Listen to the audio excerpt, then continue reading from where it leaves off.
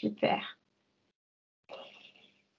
Bonjour à tous et bienvenue à ce webinaire réservé aux opportunités pour les entreprises dans le cadre de l'action Staff Exchanges du programme Horizon Europe. Alors l'action Staff Exchanges, c'est une action d'échange de personnel autour d'un projet de recherche collaboratif. Donc un projet de recherche et d'innovation collaborative, donc avec plusieurs partenaires. Et à l'intérieur de ce projet, l'idée est de favoriser la mobilité des personnels, mobilité internationale, mobilité intersectorielle et mobilité interdisciplinaire.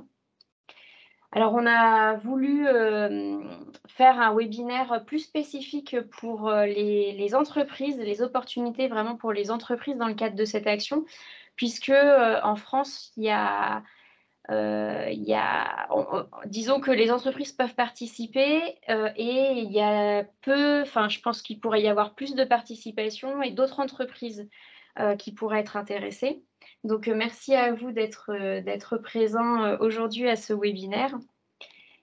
Alors, la matinée, donc on aura la chance d'avoir une intervention de Brito Ferreira qui fait partie de la REA et qui va présenter l'action Staff Exchanges avec les opportunités spécifiques pour les entreprises.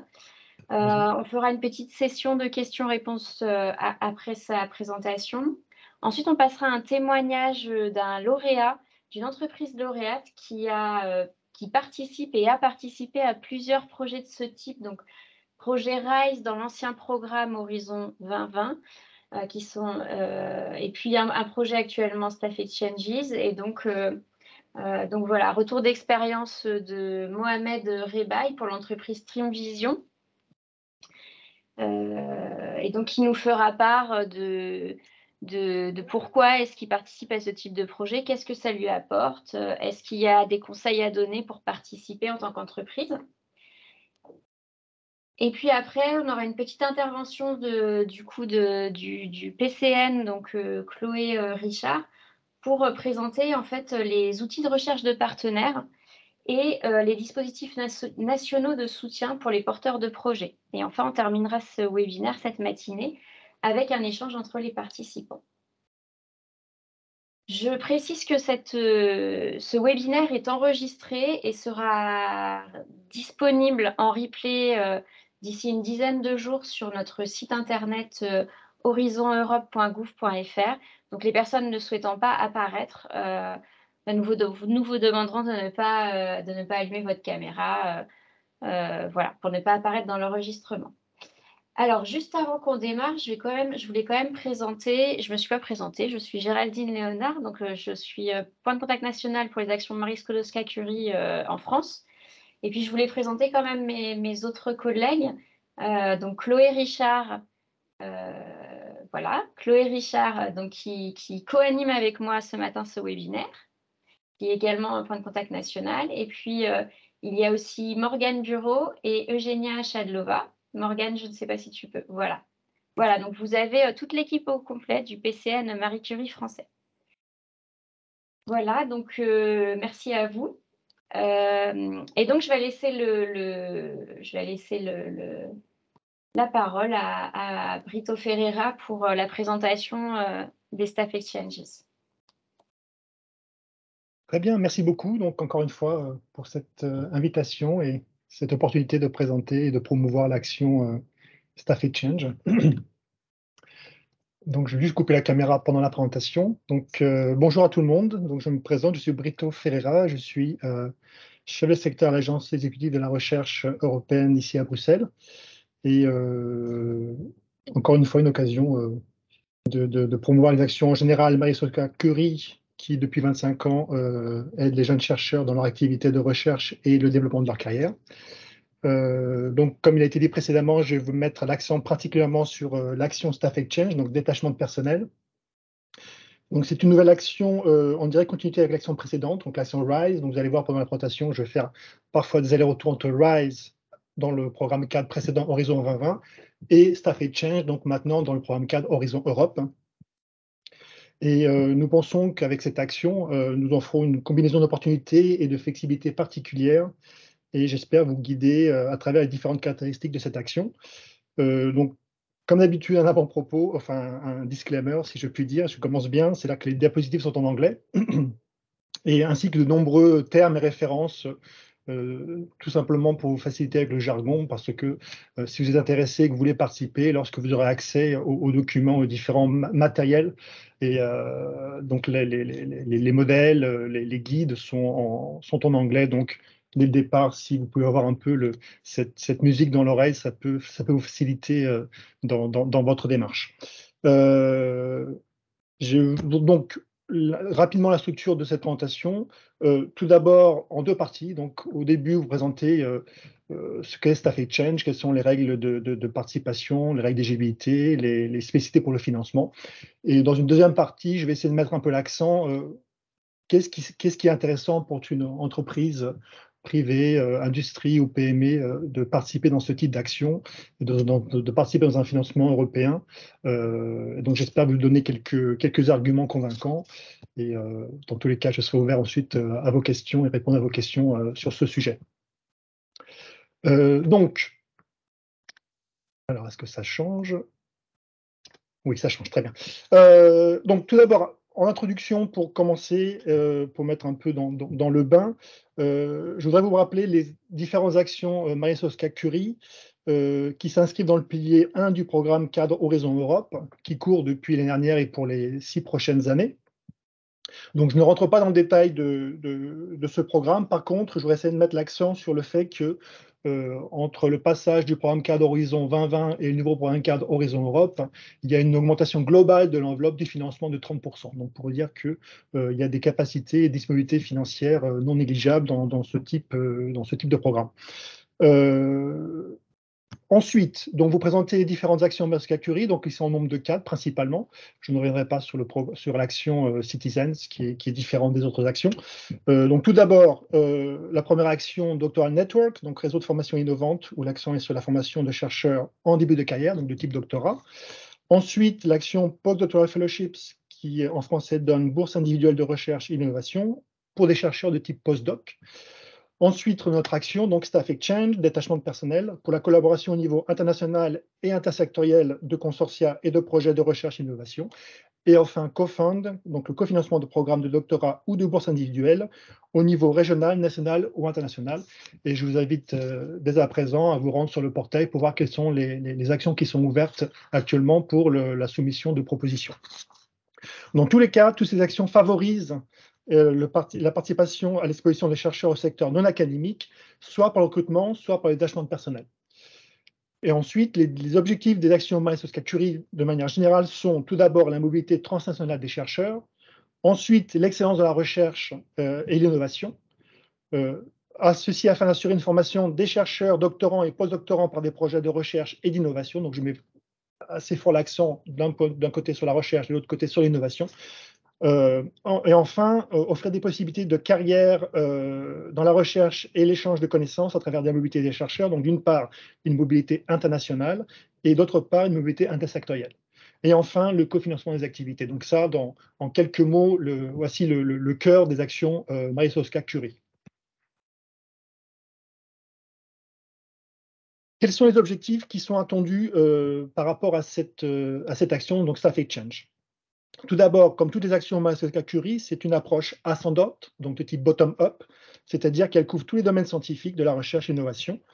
Et en fait, on se rapproche plutôt à une notion de panel scientifique, c'est-à-dire que vous arrivez avec votre projet de recherche et en fonction de son mérite propre, de sa qualité, de son excellence, ce projet sera financé. Donc, c'est vous qui venez avec vos idées, c'est nous qui venons avec vos projets.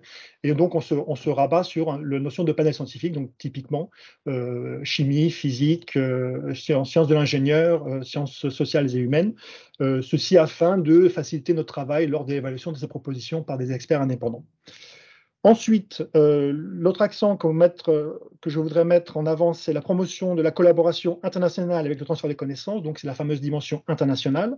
Ensuite, l'ouverture avec la participation des secteurs non académiques de type industriel ou des PME, donc ça c'est la dimension intersectorielle. La mobilité en tant qu'élément clé de l'action Staff Exchange avec une mobilité transfrontalière, donc entre les différents pays dans lesquels les organisations participent. le développement des collaborations à moyen et à long terme autour d'un projet commun, le développement du réseau professionnel et enfin l'acquisition de compétences complémentaires en formation continue pour le personnel qui sera détaché, pour le staff. En effectuant ces détachements, donc Staff Exchange atteint l'objectif de partage des connaissances et idéalement le transfert des idées de la recherche vers un développement orienté plutôt économique. En outre, les membres du personnel développent des nouvelles compétences transférables afin d'améliorer également leur perspective de carrière. Et enfin, ce qui est unique dans Staff Exchange, c'est que le projet est mis en œuvre par le détachement de personnel. Il n'y a pas de recrutement. Ensuite, quel est l'impact qui est attendu pour cette action? Donc, tout d'abord, du point de vue du personnel détaché, nous souhaitons le développement des compétences de recherche par le transfert entre secteurs et domaines d'activité qui conduisent à une amélioration de l'employabilité et des perspectives de carrière au sein et en dehors du milieu académique. Ensuite, les membres du personnel verront leurs connaissances et leurs idées innovantes converties en produits et services. Ils bénéficieront également d'une exposition internationale accrue et le développement de leur réseau professionnel. Enfin, ils bénéficieront de capacités renforcées de mise en réseau et de communication avec des pairs scientifiques, ainsi qu'avec le grand public, ce qui, nous espérons, augmentera l'impact de la recherche et de l'innovation. Dans un deuxième point, du point de vue plutôt des organisations qui participent, nous espérons donc l'échange de personnel offre des moyens d'innovants, de coopération, de transfert des connaissances entre les secteurs et les disciplines. Il devra renforcer la capacité de recherche et d'innovation des organisations participantes et la disponibilité de ressources humaines avec des chercheurs hautement qualifiés, y compris des experts dans le domaine. Enfin, ces détachements pourront conduire également au développement de réseaux de collaboration renforcés, élargis aux 3 niveaux, donc international, interdisciplinaire et intersectoriel. Alors, je voudrais maintenant rentrer un peu dans le dur, dans le sujet. Donc, quels sont les détails et modalités de participation de cette action? Donc, tout d'abord, tous les pays peuvent participer à l'action Staff Exchange. Ensuite, toutes les nationalités peuvent participer à l'action car nous faisons référence au détachement de staff et au détachement de personnel. D'accord? Le terme consortium inclut à la fois les bénéficiaires et les actions partenaires. Donc, je reviendrai par la suite sur ce que j'entends par action partenaire. Les bénéficiaires sont les organisations qui signent l'accord de financement et reçoivent le financement, alors que les organisations partenaires ne sont pas bénéficiaires et ne signent pas l'accord de financement. Il n'y a pas de règle de mobilité, mais des détachements éligibles ou non au financement. Donc, c'est ça qui est très important à retenir dans cette action. Également, depuis le début et tout au long de cette présentation, je vous parle du secteur académique ou du secteur non académique. Et donc, je voudrais revenir maintenant sur cette définition qui est propre aux actions Marie-Sosca-Curie. Donc, qu'est-ce que nous entendons par secteur académique? Donc, le secteur académique comprend tout d'abord les établissements d'enseignement supérieur publics ou privés avec des formations diplômantes, donc de type université, ou des organismes de recherche publics et des organisations privées à but non lucratif dont la mission est de mener de la recherche, ou enfin les organisations internationales d'intérêt européen. Donc, si vous tombez dans l'un de ces trois types d'organisations, vous appartenez au secteur académique. Dans le cas contraire, vous êtes donc automatiquement secteur non académique.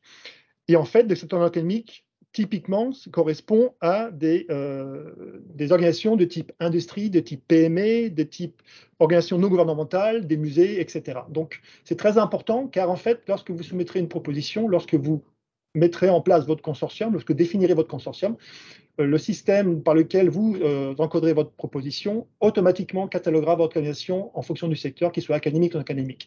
Et ceci est très important parce qu'en fait, ça a un impact par la suite sur le type d'échange et le type de financement pour lequel vous serez éligible ou non éligible. D'accord? Donc, je verrai également, c'est la diapo suivante, c'est dans les diapos suivantes sur les détails des détachements et sur le plan de détachement et sur les règles de financement. Ensuite, lorsque vous construisez votre consortium, ce qui est important de retenir, c'est que pour être éligible, le consortium compte au minimum 3 organisations indépendantes de 3 pays différents, dont 2 sont situées dans un pays membre ou un pays associé au programme cadre Horizon Europe.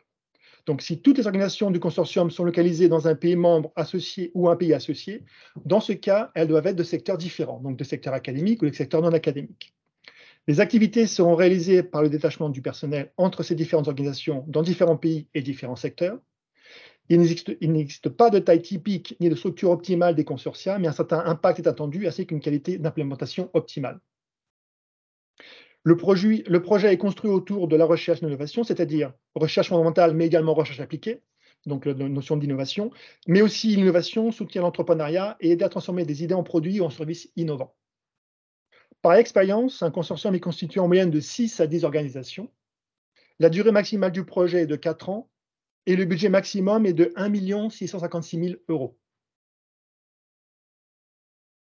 Ensuite, par rapport au personnel, par rapport au staff qui est éligible à participer, donc ce qui est unique dans cette action par rapport aux autres actions Maïs Curie, c'est la participation du staff, du personnel et du détachement de ce personnel. Donc, par définition, le personnel a une forme de contrat avec son organisation d'origine. Typiquement, le personnel est employé par son organisation. Mais il existe également d'autres formes de contrats conformes à la législation nationale ou aux pratiques internes. Ce qui est important de retenir, c'est que l'organisation doit avoir les moyens légaux en termes de contrôle, de supervision et de direction sur le personnel qui est détaché. En d'autres termes, quand le personnel va être détaché, l'organisation d'origine doit pouvoir dire au staff qui est détaché sur quel type de projet la personne doit travailler, qu'est-ce qui est attendu, pour quelle durée et pour quel financement. D'accord ? Les chercheurs détachés peuvent être des doctorants, des postdoctorants, mais également des techniciens ou du personnel administratif, à condition qu'ils réalisent les objectifs de recherche et innovation du projet. Le personnel doit avoir les compétences et aptitudes adéquates pour réaliser ces objectifs. C'est-à-dire que si jamais vous faites appel à des personnels de type administratif ou type management, ces personnels devront travailler sur les objectifs de recherche et innovation du projet. En d'autres termes, nous n'attendons pas, nous ne finançons pas des détachements de personnel qui font des activités purement administratives dans un projet Staff Exchange. Enfin, le personnel doit avoir été en activité ou associé à des activités de recherche et innovation depuis au moins 1 mois avant le premier détachement. Chaque personnel est détaché pour une période de minimum 1 mois et au maximum 12 mois dans la durée totale du projet de 4 ans. Et il est maintenant possible de fractionner et de combiner les échanges vers les différents participants du consortium. Ceci afin d'offrir un maximum de flexibilité lors de la réalisation des détachements pendant la durée totale du projet. Les détachements se font en activité de plein temps, à plein temps. Il est attendu que les staffs soient réintégrés après la période de détachement afin de maximiser le transfert des connaissances. Et je répète, il n'y a pas de recrutement dans Staff Exchange. Donc, afin de bien comprendre la réalisation du projet, les détachements suivants sont pris en charge dans Staff Exchange et doivent être décrits dans le formulaire de l'appel à proposition. Donc, dans ce tableau, nous résumons grosso modo, lorsque vous réalisez votre plan de détachement de personnel, qu'est-ce qui est réalisable et qu'est-ce qui est potentiellement finançable. Donc, tout d'abord, les échanges d'un pays membre ou associé vers un pays tiers. Donc, pays tiers, c'est un pays qui est hors continent européen, et vice-versa. Donc, ces échanges-là, automatiquement, sont financés et ça correspond à la dimension internationale. Ensuite, les échanges d'un pays membre ou associé vers un autre pays membre ou associé avec des organisations de secteurs différents. Et dans ce cas-là, c'est la dimension intersectorielle. Ensuite, il y a une nouveauté dans Staff Exchange par rapport à l'action précédente RISE, c'est qu'il y a une possibilité d'avoir des échanges entre 2 pays membres ou associés différents dans lesquels les secteurs sont identiques. Et dans ce cas-là, c'est ce qu'on appelle la dimension interdisciplinaire. Dans ce cas, les échanges sont limités au total à 1/3 du financement global. Et je reviendrai par la suite avec dans les détails et avec un exemple sur la dimension interdisciplinaire. Tous les autres échanges, tous les autres types de possibilités de détachement ne sont pas éligibles au financement et ne doivent pas être décrits dans la proposition. Donc, ça correspond aux croix sur la diapo qui est actuellement à l'écran. Dans tous les cas, tous les échanges à l'origine d'un pays membre ou associé sont éligibles au financement. Par contre, certains échanges à l'origine d'un pays tiers sont éligibles au financement, et donc ce sont des pays typiquement à revenu bas ou intermédiaire, c'est-à-dire que pour certains pays, nous contribuons au coût de détachement, mais pour d'autres types de pays à haut revenu, donc typiquement l'Amérique du Nord, Japon, Australie, etc., dans ce cas-là, le financement doit être propre à ces organisations-là lorsque la mobilité sera de ces organisations, de ces pays, vers l'Union européenne et les pays associés. D'accord ? Donc, je répète, tout ce qui est mobilité de l'Union vers n'importe quel pays du monde, nous finançons ce type d'échange.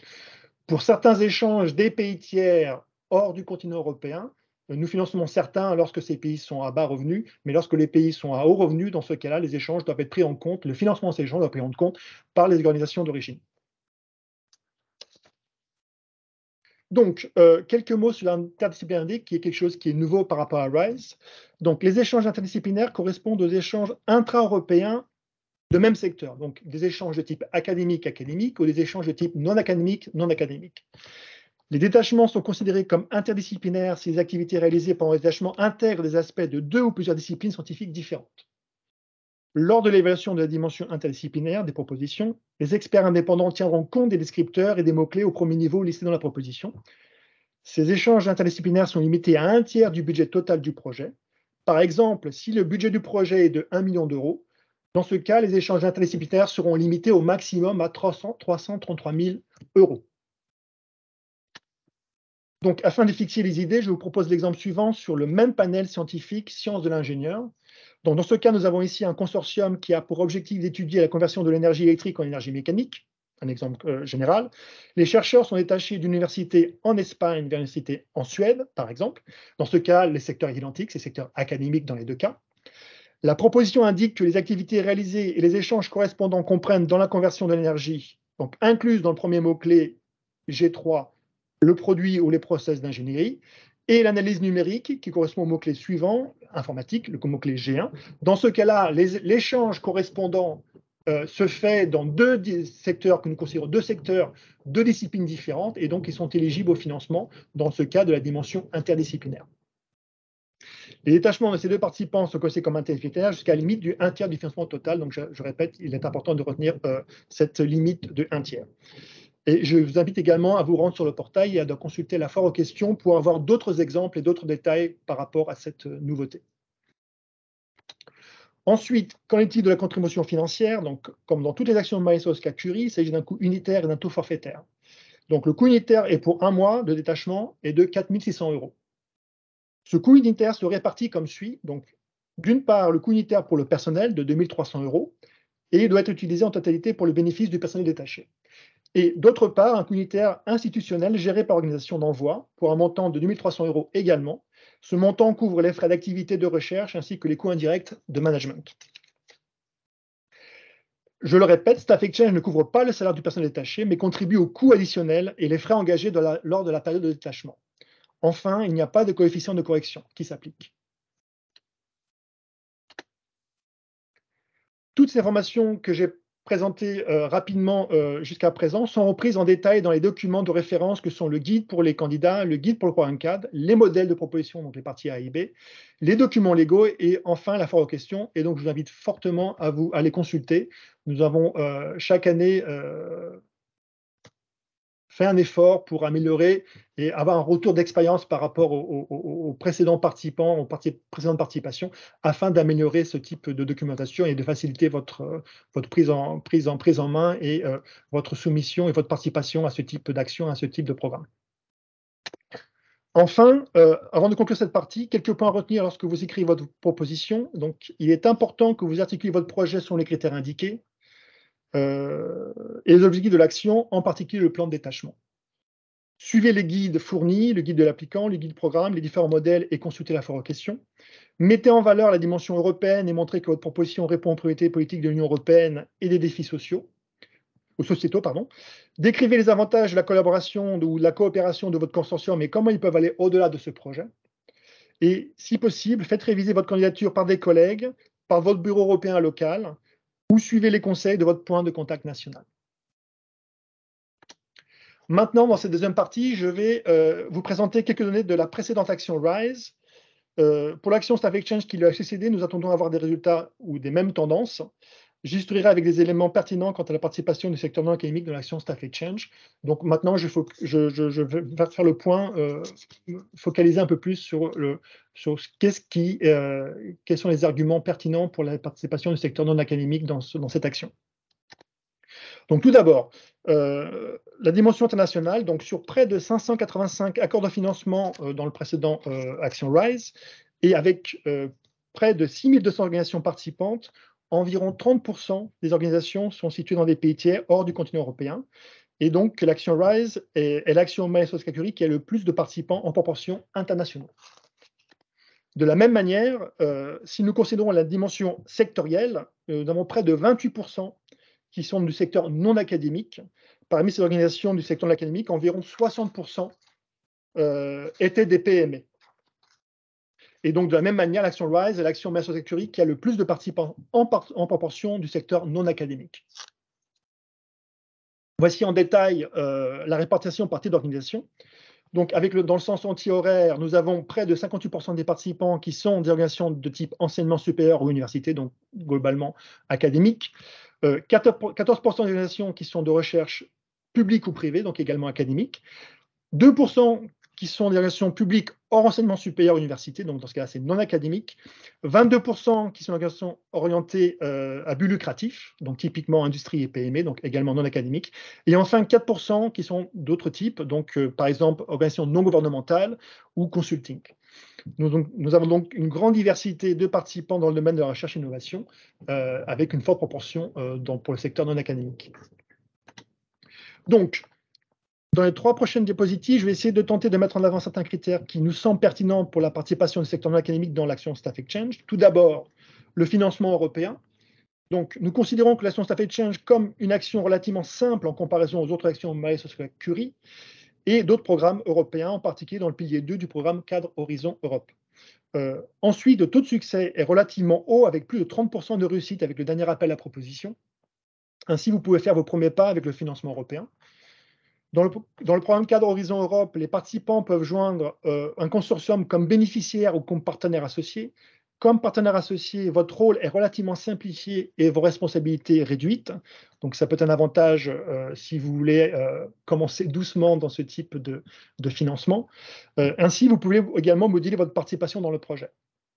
Enfin, la Commission a mis en place également différents instruments afin de valoriser le potentiel innovant de votre projet, comme une assistance à améliorer votre stratégie d'exploitation des résultats, ou une aide aux bénéficiaires dans l'élaboration d'un business plan efficace et en se préparant à obtenir un financement approprié pour la mise en œuvre de résultats du projet. Et enfin, un support aux bénéficiaires à préparer les résultats de leur projet et la commercialisation. Donc là, lorsque votre projet est retenu pour le financement, lorsque vous implémentez votre projet, lorsque le projet se réalise, il est possible d'avoir également accès à ce type de support, à ce type d'assistance pour la mise en valeur de vos résultats et de l'exploitation de vos résultats de votre projet. Et donc, tous ces services sont gratuits. Ensuite,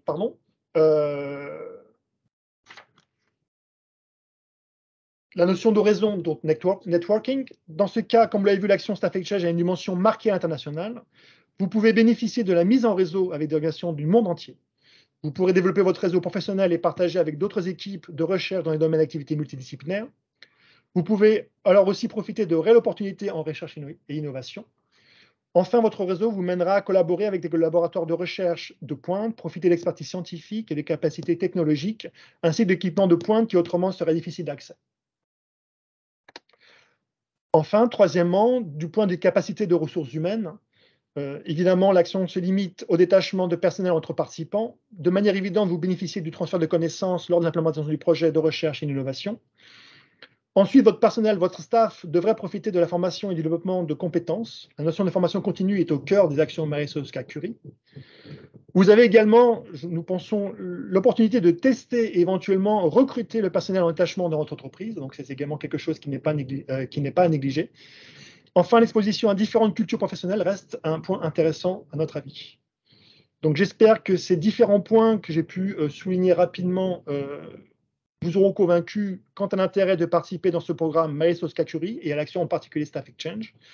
Je ne doute pas que le témoignage des différents exemples que nous avons précédemment aujourd'hui vous donneront quelques exemples concrets dans la valeur ajoutée de cette action.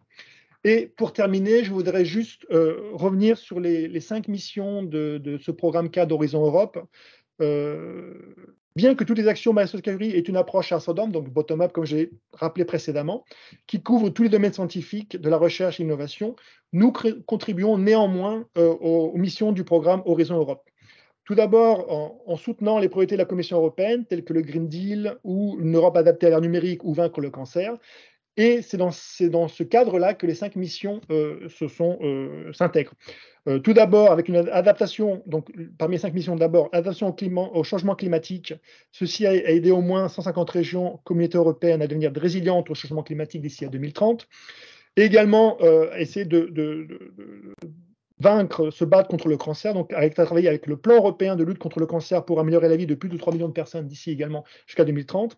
Restaurer nos océans et nos eaux, sans vie climatiquement neutre et intelligente d'ici à 2030, et enfin, sans laboratoire vivant pour mener la transition vers des sols sains d'ici également à 2030. Donc, ce que j'essaie de mettre en avant avec cette diapositive, c'est que le secteur non académique, les industries, les PME peuvent également participer à ces défis et à ces 5 missions. Et je pense que vous avez définitivement un rôle à jouer dans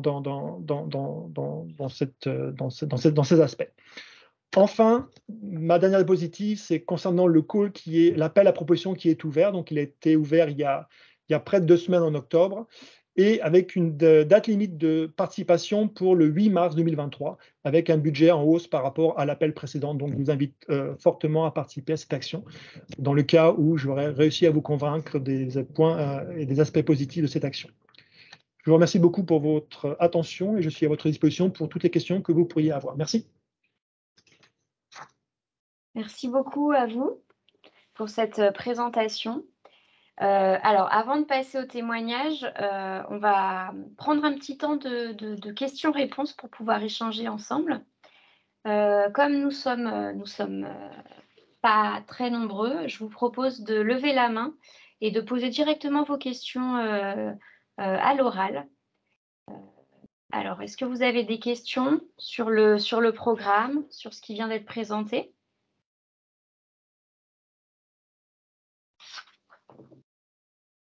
Bon, alors sinon, moi, j'ai une question.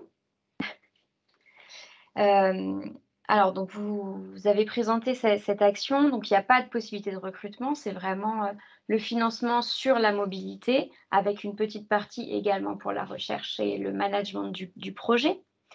Moi, en tant qu'entreprise, j'ai une petite équipe et en fait, c'est compliqué de laisser partir les personnels plus d'1 mois ou même 1 mois chez un autre partenaire. Est-ce que je peux me positionner dans ce cas-là, dans le consortium, uniquement en tant que host institution, c'est-à-dire accueillir les personnels dans mon entreprise et ne pas partir en seconde main, puisque ça va être très compliqué pour nous de dégager du temps? Oui, définitivement. Donc ça, c'est le type de questions que l'on reçoit fréquemment pour ce type de profil, pour ce type d'organisation. Donc tout d'abord, il y a différentes approches. Donc l'approche plutôt générique, c'est que dans le cas où vous voulez participer, il est très important que vous prévoyez à l'avance quel est votre rôle et ce que vous voulez faire. D'accord? C'est quelque chose qui se prévoit vraiment à l'avance, surtout si vous êtes une PME et particulièrement une petite PME. Il est évident que avoir des personnes qui partent pour une longue période est un problème. Donc c'est quelque chose qui doit vraiment être défini à l'avance, quitte et même à prévoir un recrutement préalable ou dans l'action pour pouvoir réaliser le projet. D'autre part, ce que vous dites est vrai, c'est qu'en fait, comme je l'ai dit précédemment, le rôle est modulable. C'est-à-dire qu'il n'y a pas d'obligation d'envoyer, de recevoir. C'est vraiment en fonction de ce que vous voulez réaliser et comment cela va impacter et va bénéficier au projet. Donc, tout à fait, vous pouvez envoyer du staff, mais également, vous pouvez juste dire, voilà, moi, mon rôle dans ce projet, c'est uniquement recevoir des gens de l'extérieur et de les encadrer et puis de réaliser des projets de recherche. Donc, tout à fait, il n'y a pas cette obligation d'équilibre entre les échanges. Donc, ça peut être soit tout l'un, soit tout l'autre ou un mélange des deux. Et enfin, le dernier point qui est important, c'est que, comme je l'ai dit, l'échange, lorsque nous avons mis en place cette action, nous avons considéré que l'unité du mois était l'unité la plus pertinente pour avoir le maximum d'impact. Donc, nous avons décidé de mettre en place une règle d'éligibilité qui était que les personnels devaient être détachés au moins pour une durée minimum de 1 mois et jusqu'à une période totale de 12 mois. Néanmoins, il est quand même possible de fractionner ces échanges pendant la durée du projet global. Et donc, ce fractionnement à hauteur du minimum 1 mois est possible. Nous sommes conscients que le fait de fractionner peut éventuellement augmenter les coûts de l'échange. C'est pour ça que je reviens sur le point précédent qui était de vraiment planifier à l'avance comment ce fractionnement peut rentrer en compte et comment il peut être réalisable avec un coût limité. Enfin, le dernier point très important, c'est que comme toutes les actions de sur le cas Curie, en particulier Staff Change, c'est un cofinancement.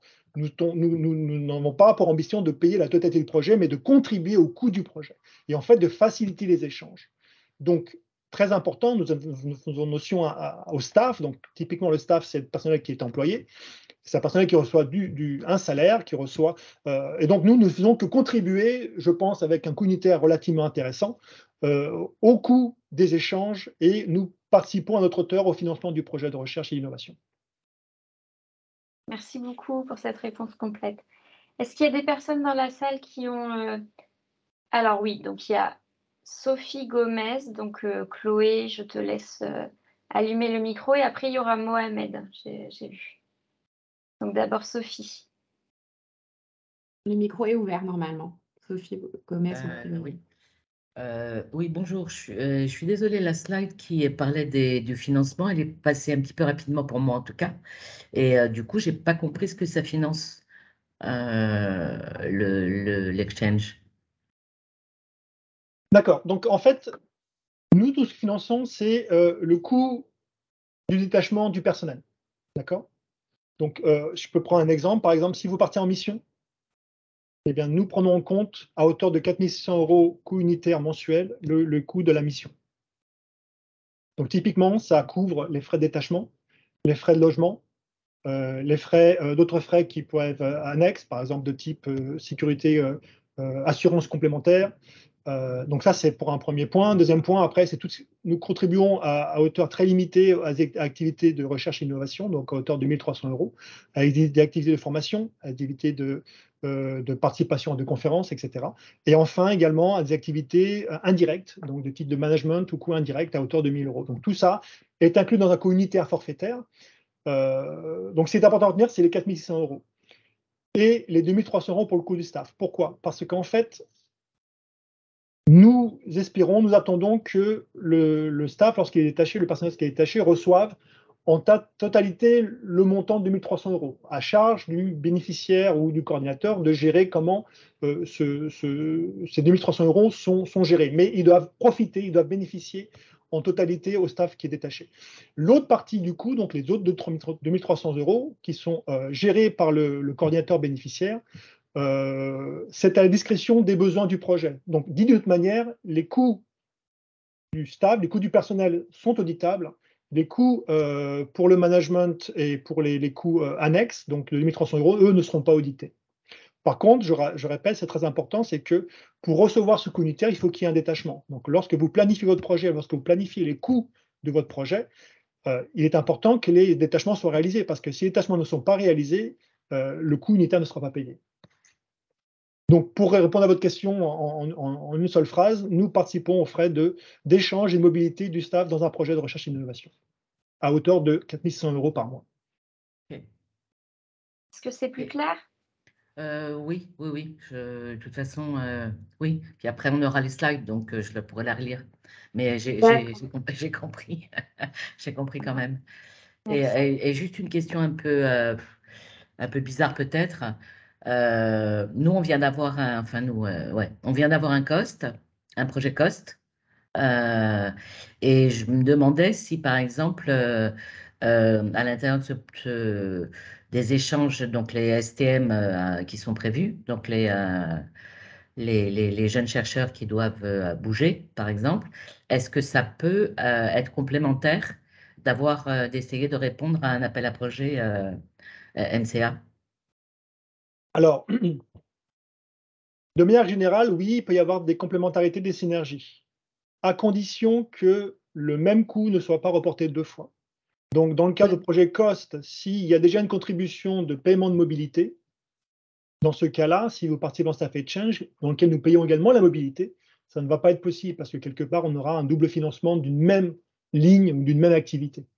Par contre, lorsque vous avez d'autres projets de recherche de type européen, dans lequel la contribution est tout sauf la mobilité ou l'échange de personnel, dans ce cas-là, oui, vous pouvez lier les deux.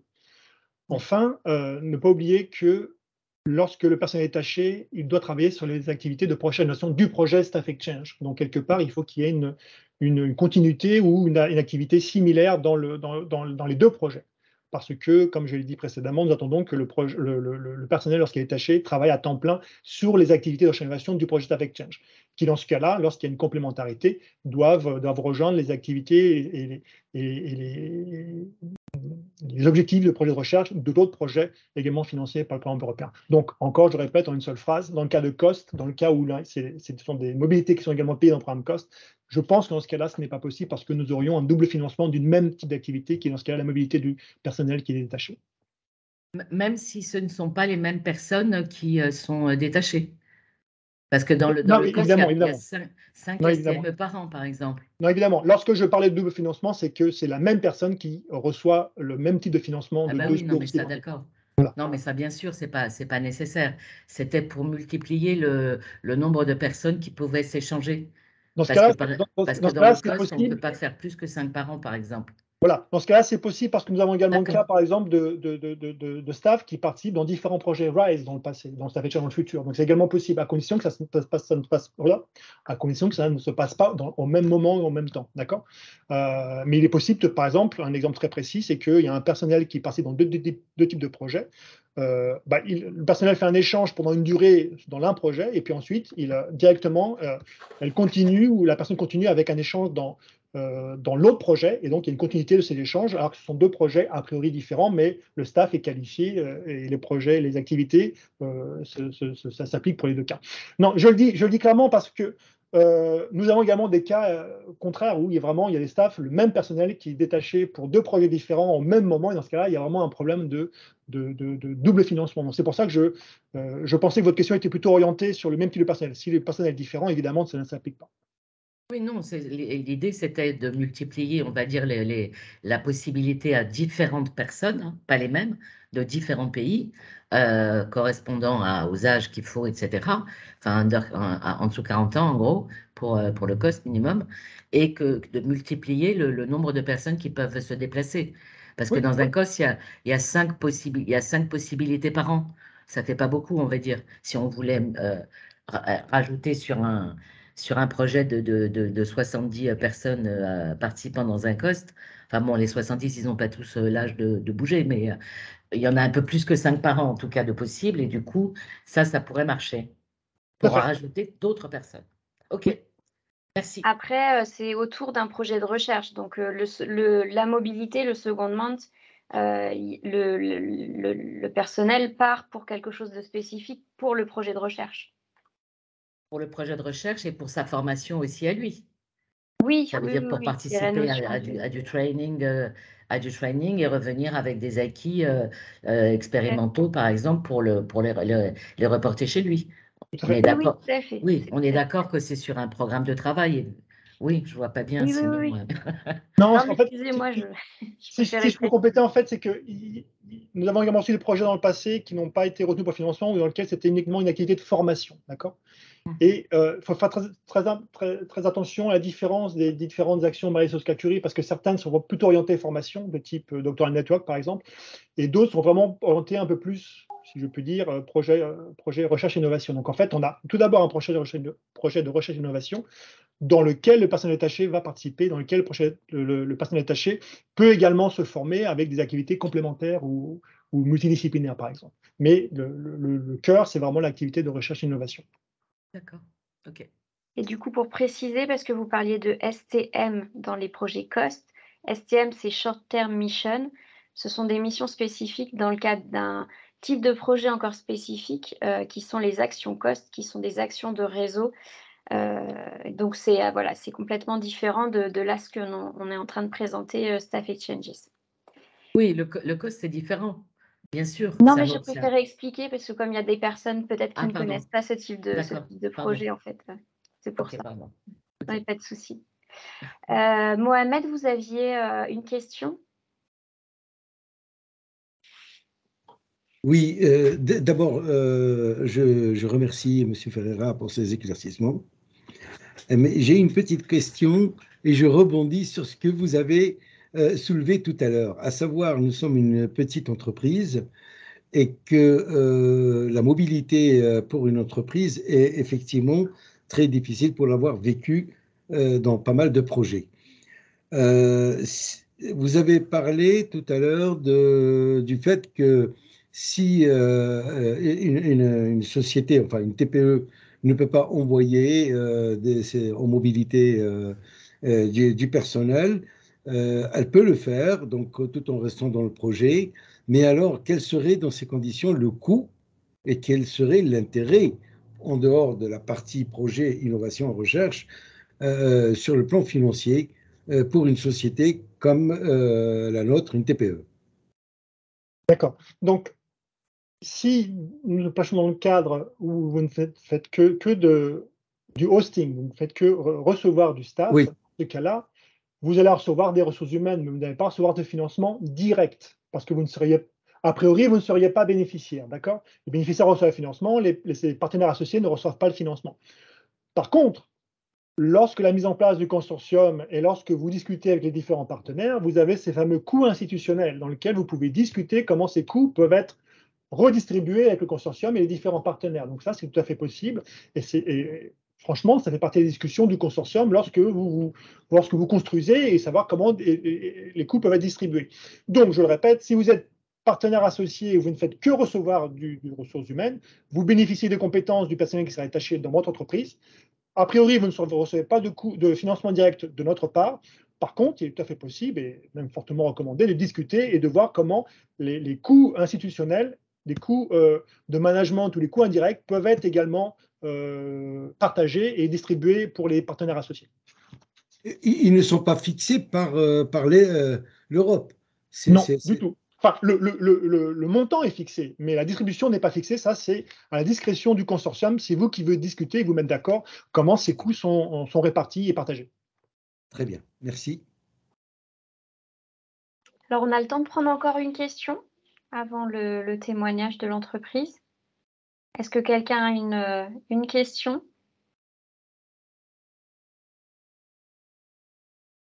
Bien, on va avancer. Brito, est-ce que vous restez avec nous toute la matinée ou... Oui, bien sûr, pas de problème. Super. Bon, bah, en fin de session, on a encore une session de questions-réponses, donc merci beaucoup. Alors, on va passer au témoignage d'une entreprise lauréate. Donc, c'est Mohamed Rebaï, qui est président de l'entreprise Stream Vision, une entreprise qui participe au projet européen depuis le FP7. Et notamment sur ce type de projet. Alors, dans les anciens programmes, dans le FP7, ce n'était pas Staff Exchanges ni RISE, ça s'appelait IAPP. Vous avez participé à un projet qui s'appelle Kinoptine. Et puis, dans Horizon 2020, vous avez, et vous participez encore, puisqu'il y a des projets qui sont encore en cours, à trois projets européens RISE, Respect, Endorse et Prophétique. Donc, merci beaucoup d'avoir accepté notre invitation et de nous faire part de votre expérience et des conseils en fait pour les entreprises qui n'ont jamais participé à ce type de projet. Voilà, comment est-ce qu'ils peuvent accéder à ce type de financement et qu'est-ce que ça leur apporte. Et je me permets également, il y a Myriam Blouin qui fait également partie de Stream Vision et qui est également présente. Alors, je ne sais pas si vous faites la présentation à deux voix, mais en tout cas, voilà, Myriam, vous avez été également nommée présentatrice. Donc, si vous voulez allumer votre caméra et votre micro pour intervenir, ce sera possible. Voilà. Bonjour, oui. Myriam. Je vais laisser Mohamed présenter, mais je pourrais intervenir s'il y a des questions où je peux participer. Pas de souci. Super, merci beaucoup. Alors, Mohamed, du coup, je vous laisse faire votre présentation. Alors, juste, Géraldine, j'ai un tout petit souci technique et comment faire le partage. J'ai quelques slides à présenter. Alors, en haut à droite, à côté du bouton rouge quitter, juste à gauche, il y a un bouton avec une flèche vers le haut qui vous permet de partager votre écran. En haut à droite. Ah, Myriam, help. Là, ici. Vas-y. Ah, ouais. Voilà. Non. Ouvrir le bac de partage, voilà. Oui. Là, normalement, alors va chercher ta présentation, voilà. Est-ce que vous voyez la présentation? Tout à fait. Par contre, on voit, ce n'est pas en mode présentation, mais, oui, mais ça ira. Oui, mais ça ira, sinon vous ne vous embêtez pas. Voilà. Oui, ça ira, ça ira. Ça ira, c'est voilà. bon. C'est bon, c'est bon. Et là, le mode présentation, il est, je ne sais pas bien comment fonctionne ta souris, mais c'est là. Est-ce que ça va comme ça? Oui, on voit très bien. Je vous remercie. Très bien. Je vous laisse la parole et puis après, on aura un temps d'échange avec la salle. Très bien. Bon, merci pour cette invitation. Donc, Stream Vision est une société française qui a été créée en 2003. ayant pour objectif de faire la démocratisation, on va dire, de diffusion de chaînes de télévision à partir sur la base d'un réseau IP. Donc, on est en 2003, c'était très innovateur. Et donc, nous avons développé tout un ensemble de systèmes liés à l'IPTV. Donc, les cibles,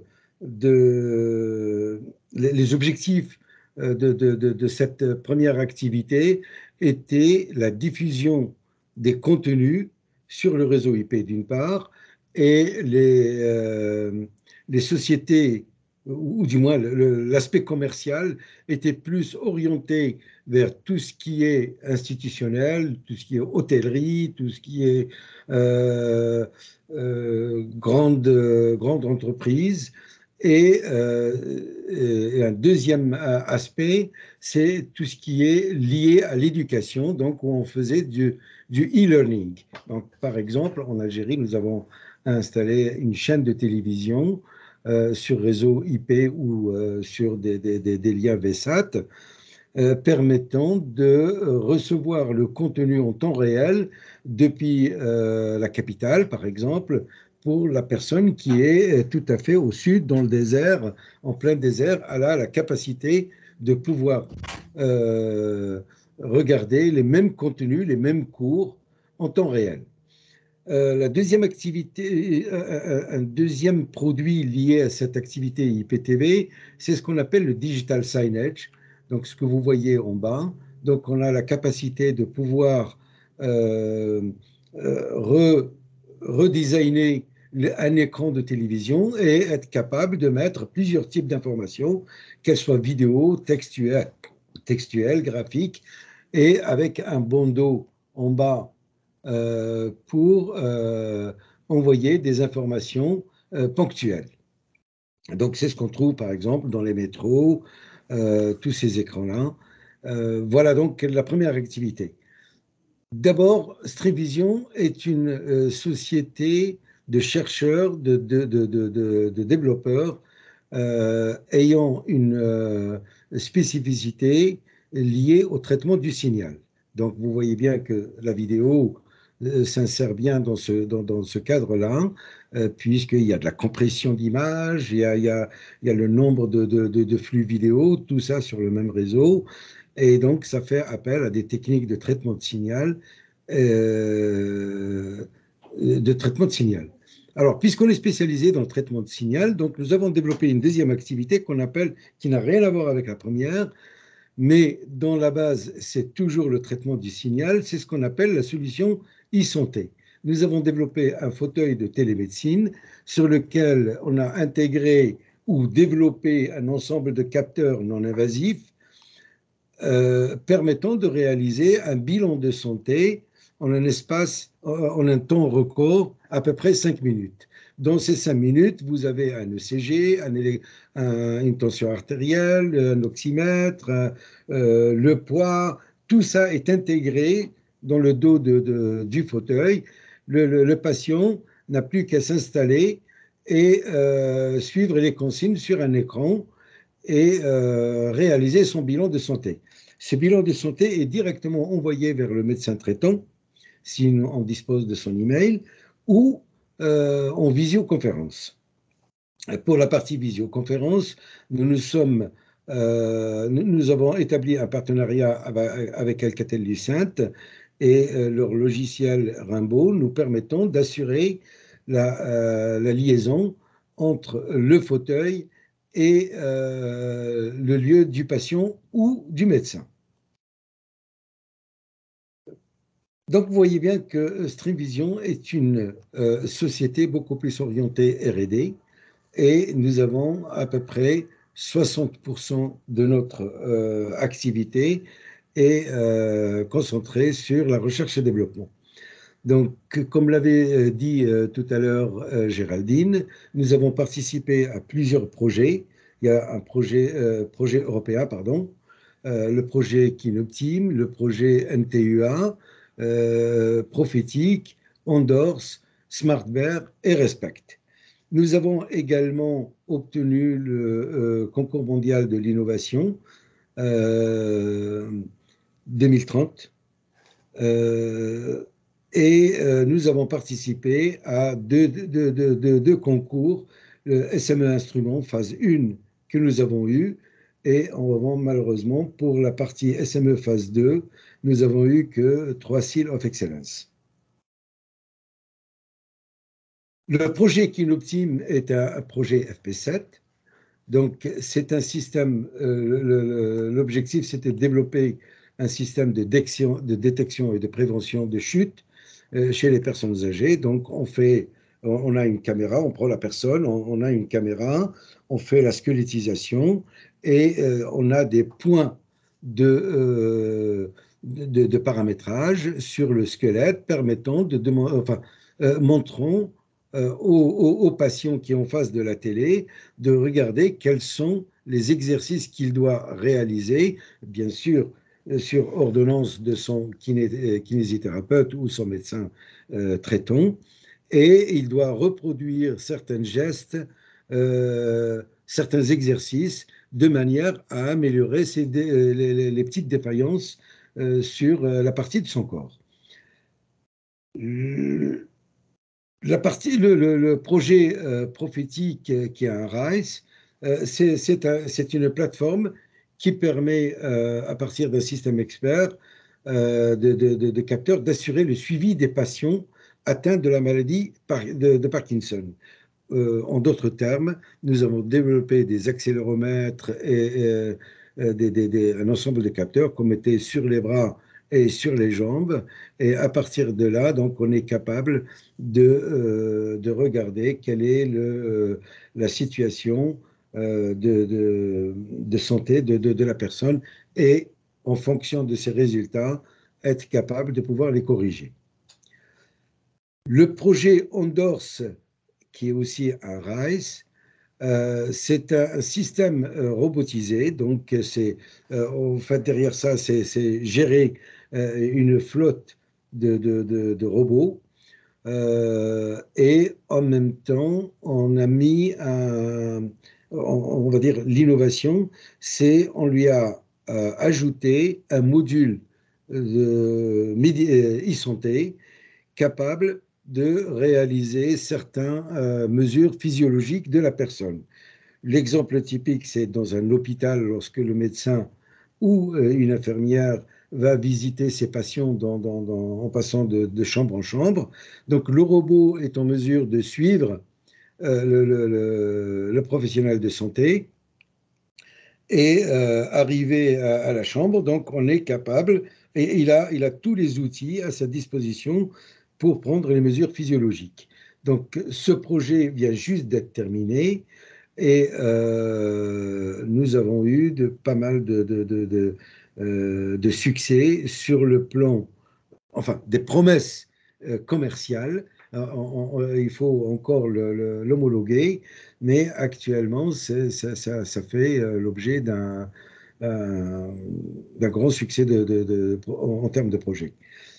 J'ai oublié de dire, donc il faut savoir que ce module d'aide au diagnostic est capable d'être enlevé pour le remplacer par une espèce de poubelle, parce que l'infirmière ou le professionnel de santé qui est dans la chambre du patient, il peut à la fois prélever les signaux physiologiques et en même temps effectuer, par exemple, des pansements, des choses comme ça. Et dans ce cas-là, il ne faut pas que les déchets restent dans les chambres pour éviter les problèmes nosocomiales. Donc, on place à la place du module e-health une espèce de poubelle qui, lorsque le traitement est terminé, eh bien, il va directement vers l'incinérateur jeter tous ces ensembles-là. Et donc, on pourra dire que voilà, on aura un hôpital très propre et éviter les bactéries nosocomiales. Enfin, le dernier projet qui s'appelle Respect, c'est la continuité d'Endorse. Donc, Endorse était beaucoup plus basé sur la partie à la fois développement informatique et électronique, donc avec le robot et les différents modules ISonté, respecte, lui, se focalise sur cette partie d'Andors pour développer la cybersécurité de ces robots dans un environnement médical, donc qui est actuellement en cours, et nous travaillons avec pas mal d'universités et de sociétés. Donc, les objectifs de ces projets, c'est d'abord, pour la Commission européenne, c'est financer des projets en R&D et permettant aux chercheurs de pouvoir assurer la mobilité, donc de se connaître, de connaître d'autres sociétés européennes ou d'autres universités. Donc, c'est un bel échange. Donc, c'est très instructif et très important. Ça permet également de tisser le réseau lors de ces projets. Pour l'entreprise, c'est la capacité de pouvoir développer ses propres recherches et développements, en collaboration bien sûr et en ayant l'expertise des gens qui sont spécialisés dans le consortium. C'est le partage également des compétences et en même temps enrichir les produits par l'apport et les idées des autres personnes du consortium. C'est également la valorisation du savoir-faire auprès des partenaires européens et dégager une image très positive, être connu, je veux dire, sur la place européenne. Et enfin, tisser des liens, que ce soit amicaux ou professionnels, pour construire son réseau et en même temps faire appel à de nouveaux projets qui pourront nous aider à continuer à innover et garantir la stabilité de la société. Voilà. Le dernier point, c'est bien sûr la visibilité européenne. Donc, plus on participe à des projets européens, plus on est connu, et donc ça rentre encore dans le tissage du réseau. Dans le projet Kinoptim, nous avons fait le recrutement d'un chercheur doctorant italien pendant 6 mois. Nous avons reçu 5 chercheurs grecs pendant plusieurs mois et un chercheur français, d'ailleurs, qui vient d'Orléans. Et puis, de notre côté, nous avons envoyé un chercheur pour plusieurs mois à l'université d'Athènes pendant, je crois, 6 mois et 3 mois à Barcelone. Le projet prophétique Andors et Respect, qui sont des projets, RISE, également, donc nous avons assuré la mobilité. Donc on a reçu des chercheurs grecs, espagnols et chypriotes. Et de notre côté, nous avons envoyé deux ingénieurs, chercheurs à Athènes, à Chypre et à Valence.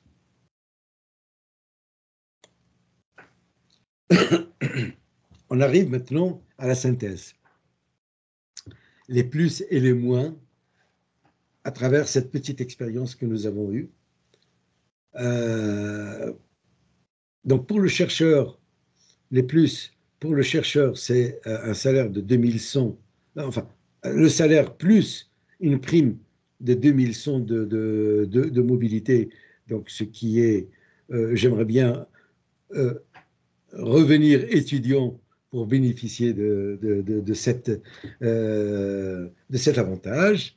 C'est quand même assez intéressant, je pense. Le partage des compétences et la construction de réseaux, donc pour un étudiant, c'est capital, c'est vraiment très intéressant. Et en même temps, le fait qu'on est tous dans un consortium, il faut bien parler une langue pour bien se faire comprendre. Donc, c'est l'anglais, et ça permettait donc d'améliorer son anglais, plus ou moins, de que ce soit au niveau société ou au niveau académique.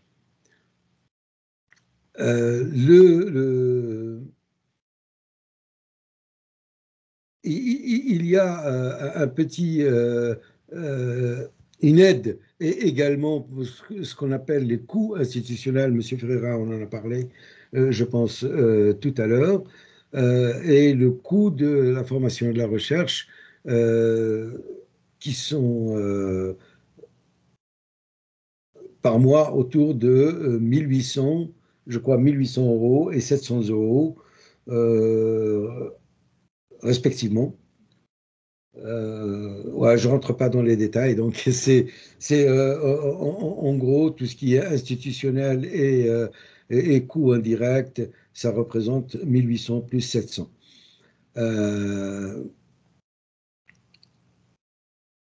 On a parlé des liens, on a parlé ouais, tisser les liens, et le dernier point, c'est aussi le partage des connaissances. Alors, il faut savoir que lorsqu'on reçoit des étudiants, ils ont l'habitude de travailler dans des laboratoires, et dans ces laboratoires, ils n'ont pas de... C'est pas péjoratif ce que je dis, hein, mais ils n'ont pas la méthodologie, on va dire, qu'exige une société pour faire un produit. Donc, ils ont une vision tout simplement de faisabilité, ce qui est tout à fait normal, et pas une vision avec une approche produit. Nous, on ne peut pas se permettre de faire ce genre de choses, c'est-à-dire de la faisabilité seulement. On peut la faire en amont, mais dans le formatage, l'esprit est formaté pour avoir un esprit plus orienté produit. Donc, il y a des processus, il y a de la méthodologie. On parlait de méthodologie cycle en V, donc il faut spécifier, concevoir, réaliser, faire des tests et vérifier que tout est cohérent par rapport au cahier des charges. Ce qu'un étudiant n'a pas, et c'est ce que souvent il nous le réclame, et on leur inculque les bonnes méthodes parce qu'il ne va pas rester éternellement étudiant. Un jour ou l'autre, il faut qu'il passe dans la vie active, soit dans une entreprise, soit faire de la recherche. S'il est dans une entreprise, c'est un capital qu'il pourra exercer plus tard dans son entreprise. Pour les parties un petit peu, on va dire, pas très confortables, ce sont, pour le chercheur, lorsqu'il se déplace, ce sont des contraintes familiales. Si on est célibataire, c'est tout bénef, bien évidemment, donc on découvre d'autres pays et on ouvre les yeux, donc on est très bien. En revanche, si on n'est pas célibataire, ça devient compliqué au-delà de 1 mois, donc ça pose quelques problèmes. La prime de 2100, elle est peut-être justifiée dans certains pays, mais si je prends le cas, par exemple, à Paris, moi j'ai reçu pas mal d'étudiants, c'est assez juste. C'est assez juste parce que l'hôtel est cher, la nourriture est chère, enfin tout est cher, et on ne peut pas dire qu'on vit vraiment correctement. Idem, comme on est sur Paris, trouver un logement, c'est franchement très difficile dans des métropoles comme Paris. Nous avons discuté tout à l'heure, en posant la question à M. Ferreira sur les déplacements des TPE,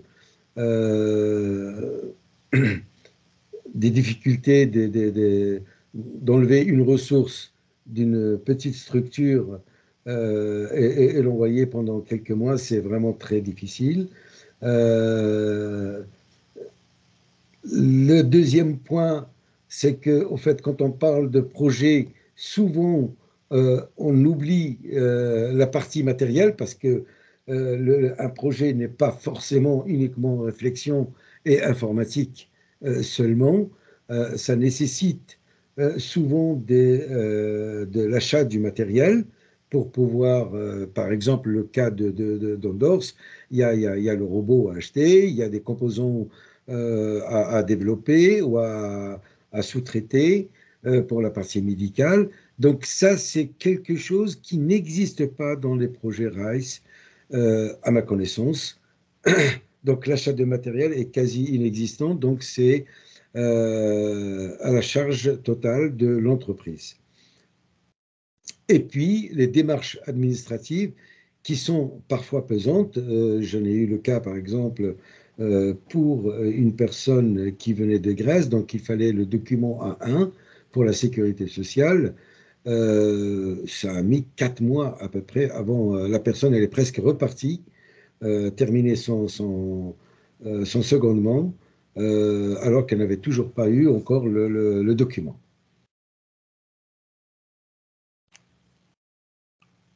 Voilà, j'ai terminé pour ce témoignage. J'espère que j'étais clair.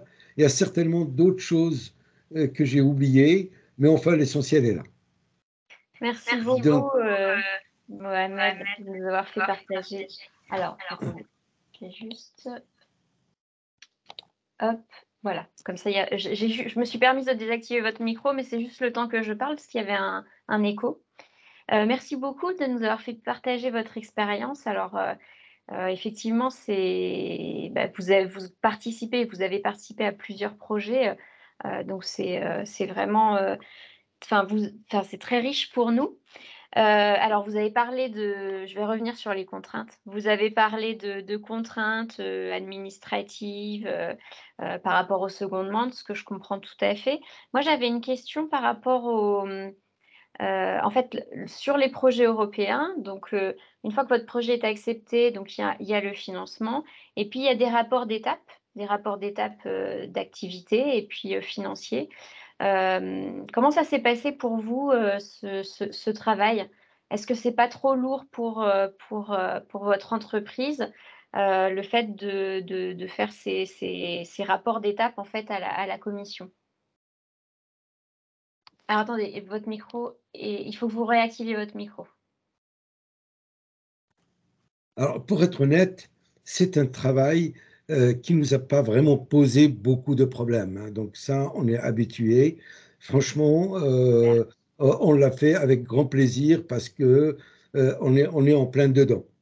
Et on maîtrise bien on ne fait pas des projets, on va dire, qui n'ont pas d'intérêt ou de retombées pour la société. Donc, on le fait vraiment avec grand plaisir. En revanche, ce que vous avez dit, quelque chose de peut-être de caché là-dessus, c'est la frustration en tant que société de ne pas pouvoir terminer un projet, concrétiser ce projet en un produit. Ça, c'est une frustration pour une entreprise comme pas possible. Donc, on ne sommes pas des académiciens, hein. Nous sommes une société à but lucratif, hein, c'est clair. Donc, quand on voit des beaux projets comme ça, avec des belles idées, on a envie de les concrétiser et d'en faire un produit. Et ça, malheureusement, ce TRL 6 à 7, 8, etc., est quasi inexistant dans ce type de projet. Et ça, je trouve ça dommageable. Et si on veut vraiment chercher quelque chose, améliorer quelque chose dans ce type de projet d'échange ou des choses comme ça, il faut rajouter peut-être une petite enveloppe pour au moins la certification ou avoir un prototype digne de ce nom commercialisable, pas le prototype labo.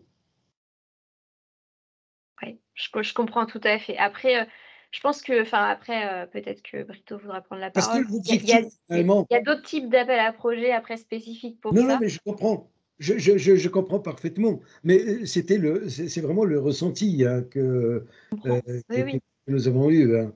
Là, par exemple, pour le robot, la partie module e-health, on était obligé de prendre juste quelques planches et mettre tout ça. Mais si on doit présenter à une commission ou à certains organismes ou d'autres industriels, ça ne le fait pas, quoi. Je veux dire, c'est pas. On aurait voulu avoir un espèce de petit moule style humanoïde et sur lequel on a quelques capteurs. Et là, ça aurait vraiment une belle image et attractif pour éventuellement d'autres industriels puissent reprendre le flambeau. Mm. Je comprends tout à fait. Après, c'est comme vous l'avez expliqué dans votre présentation, ça vous permet d'amorcer autre chose en fait avec les Oui, partenaires et de pouvoir continuer, d'amorcer vraiment c'est vrai. un début de travail ensemble et de pouvoir continuer par la suite. Alors, si vous avez des questions, vous pouvez lever la main. Et il y a déjà une question dans le chat. Voilà, tout à fait. Donc, une personne qui dit que, donc effectivement, il n'y avait pas de recrutement et qu'elle ne comprend pas parce que quand vous avez parlé, donc c'était le projet Kinoptine FP7, il y avait un recrutement. Oui. Alors, si vous voulez, Mohamed, je me permets de répondre à cette question. Tout simplement parce que dans le 7e programme 4 de recherche et de développement, il y avait cette possibilité de recrutement des chercheurs directement dans les établissements, mais ça n'est plus le cas, en fait, depuis le programme Horizon 2020. Voilà. Donc, effectivement, ça a pu prêter à confusion. Donc, je vous remercie de l'avoir notifié. Ensuite, il y a d'autres questions. Non, il n'y a pas d'autres questions dans le chat. Est-ce que vous avez des questions, Chloé? Vas-y. Chloé, si tu peux prendre la parole, je t'en prie. Oui, pardon, je profite du coup du fait qu'il n'y ait pas de questions pour en poser une. Je voulais savoir si parmi vos différents projets, c'était toujours les mêmes partenaires exactement, ou est-ce qu'il y en a qui ont intégré les nouveaux consortia au fur et à mesure? Et au-delà, comment vous avez géré la propriété intellectuelle dans le cadre de ces différents projets d'échange de personnel? On ne vous entend pas, par contre, il faut que vous réactiviez votre micro. Merci pour ces deux questions. Donc, je réponds d'abord à la première. Dans le consortium, on avait parlé tout à l'heure qu'on tissait le réseau. Et si on travaille bien et que ça se passe bien, il n'y a pas de raison de ne pas continuer avec les mêmes. Sur d'autres, c'est le cas par exemple d'Endors et Respect. Néanmoins, on n'a pas toujours le même consortium. Il y a toujours des nouveaux arrivants, que ce soit dans des sociétés ou des universités. En général, il y a toujours 2 ou 3 partenaires supplémentaires. Donc, je ne sais pas si j'ai répondu. On va dire moitié-moitié. D'accord? On va dire 50%, effectivement, ce sont les anciens et 50%, ce sont des nouveaux. Voilà. Oui, parce qu'il y a quand même des compétences des compétences nécessaires dont vous avez besoin et que vous n'avez peut-être pas dans le consortium sur les autres Exactement. projets, donc il faut aller les chercher. Exactement. Alors, Alors, la deuxième question, excusez-moi, c'était... Sur la propriété intellectuelle, du coup, alors, s'il y a des nouveaux partenaires qui arrivent, comment vous avez géré ces aspects-là? Alors, dans la propriété intellectuelle, il y a, avant de démarrer, on signe un- Consortium agreement. oui, exactement, merci, un consortium agreement. Et il est bien mentionné que chaque partenaire qui a eu l'idée sur tel ou tel point est propriétaire de son innovation. Peut-être que la question que vous voulez poser, c'est que on a un ensemble. Le produit, le projet est un ensemble je vais dire, de propriétés intellectuelles de chacun de chaque partenaire. Et comment gérer ça? Jusqu'à présent, nous n'avons pas eu ce problème dans la mesure où on n'a pas pu commercialiser. Donc, chaque partenaire est resté propriétaire de son idée, de son activité. Et je pense que le problème se posera beaucoup plus lorsqu'on commence à commercialiser. Si tu veux bien, Mohamed, je vais compléter ce que tu disais parce que dans la mesure où, par exemple, pour le projet Respect, on s'occupe de la partie exploitation. Et là se pose le problème. Alors, pour les universités en général, c'est libre de droit, hein, c'est-à-dire que ils laissent leur objectif, c'est plus la recherche, mais c'est pas de vendre vraiment. Par contre, c'est vrai que dans le cadre du robot, où il y a eu plusieurs sociétés qui ont participé à ce robot. Là, ça pose un vrai problème de fond parce que ne serait-ce que, par exemple, pour constituer le prix, si on additionne tout le prix de base, on va dire, le prix d'achat que chaque société veut mettre, on arrive à un produit qui n'est plus compétitif par rapport à ce que peut faire la concurrence. Et là, effectivement, il y a un petit problème. Donc, tant qu'on reste dans le cadre du projet, ça ne pose pas de problème. À partir du moment où on veut exploiter le résultat de ce projet, là, ça serait bien d'être accompagné d'ailleurs, parce qu'on ne sait pas toujours, nous, au niveau de chaque société, comment gérer justement cette propriété intellectuelle. On sait gérer la sienne, sa propre, mais dans le cas d'un consortium, c'est plus compliqué. Mais je vous rassure quand même, il y a toujours moyen de négocier.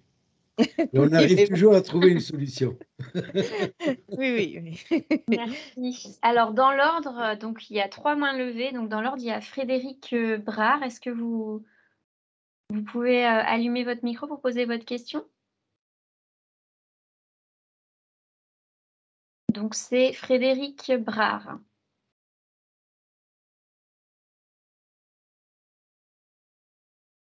Ah, vous n'arrivez peut-être pas à allumer votre micro. Ok, donc il y avait Brito. Je vous laisse la parole. Merci. Très brièvement, je voudrais répondre à l'un des commentaires que vous avez fait concernant la possibilité d'exploiter les résultats et d'avoir ce financement additionnel. Donc, j'ai mis dans le chat le lien. La Commission a mis en place pour tous les lauréats de financement européen FP7 à juin 20, je pense dans le futur pour Horizon Europe, ce qu'on appelle Horizon Booster. Donc, c'est un support qui est offert aux lauréats, aux bénéficiaires. Et en fait, ils peuvent vous guider pour essayer de assurer un financement additionnel qui soit non européen, mais voilà, il vous donne ce support d'expertise, d'accompagnement.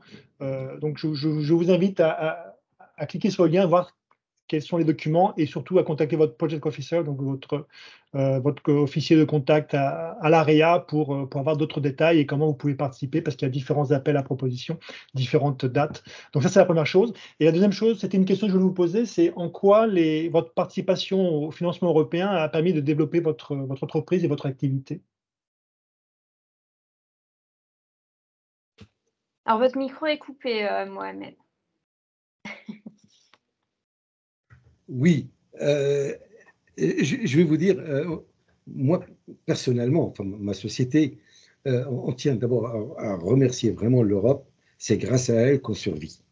Je vais dire surtout durant ces périodes de Covid, sans ces projets européens, on ne serait pas là aujourd'hui. Donc grâce à eux, et je tiens à les remercier, grâce à eux, on survit et on continue à innover et à avancer. Ça, c'est le premier point. Le deuxième point, vous savez, quand vous faites des produits d'innovation, si vous n'êtes pas toujours à faire de la recherche et du développement tout le temps qui sont très coûteux, vous êtes mort pratiquement dans les 3 ou 4 ou 5 années parce que la concurrence, elle est très forte et vous n'aurez aucune chance de pouvoir survivre. Donc, c'est grâce à ces projets-là qui nous boostent. C'est comme un petit peu une piqûre j'allais dire, ça nous booste pour pouvoir continuer à développer et à améliorer nos produits. Je prends le cas, par exemple, du fauteuil de télémédecine. C'est grâce à ces projets-là européens, donc les retombées de Ondors et de Respect et d'autres, qu'on va adapter et mettre sur le fauteuil. Et c'est ça qui fait notre force d'être, même si on est copié demain ou après-demain, on a toujours des nouveautés, des nouvelles pour ne pas rendre le produit obsolète. Et notamment pour la cybersécurité. Je pense à Respect. Nous, on n'est pas spécialisé dans la cybersécurité, mais étant donné que le projet porte sur la cybersécurité de robotique en milieu médical, eh bien, tous les apports des partenaires à ce niveau-là sont après évidemment réutilisés pour le fauteuil. Oui, Oui, exactement. il y a un vrai plus. Merci beaucoup. Alors, je retente Frédéric Brard, puisque votre micro, a priori, a été débloqué. Merci beaucoup. J'ai réussi à débloquer le micro. En revanche, je n'avais pas de questions particulières. Donc, je ne sais pas pourquoi j'ai peut-être eu une main levée. J'en profite puisque j'ai la parole pour remercier l'intervenant. J'ai trouvé sa présentation très claire et très instructive. Voilà, je souhaitais le faire d'ores et déjà. Merci beaucoup. Merci Il y a beaucoup. encore une personne qui a levé la main et puis on va prendre cette dernière question et puis après on va passer à la suite. Donc Sophie Gomez, vous pouvez ouvrir votre micro pour poser votre question.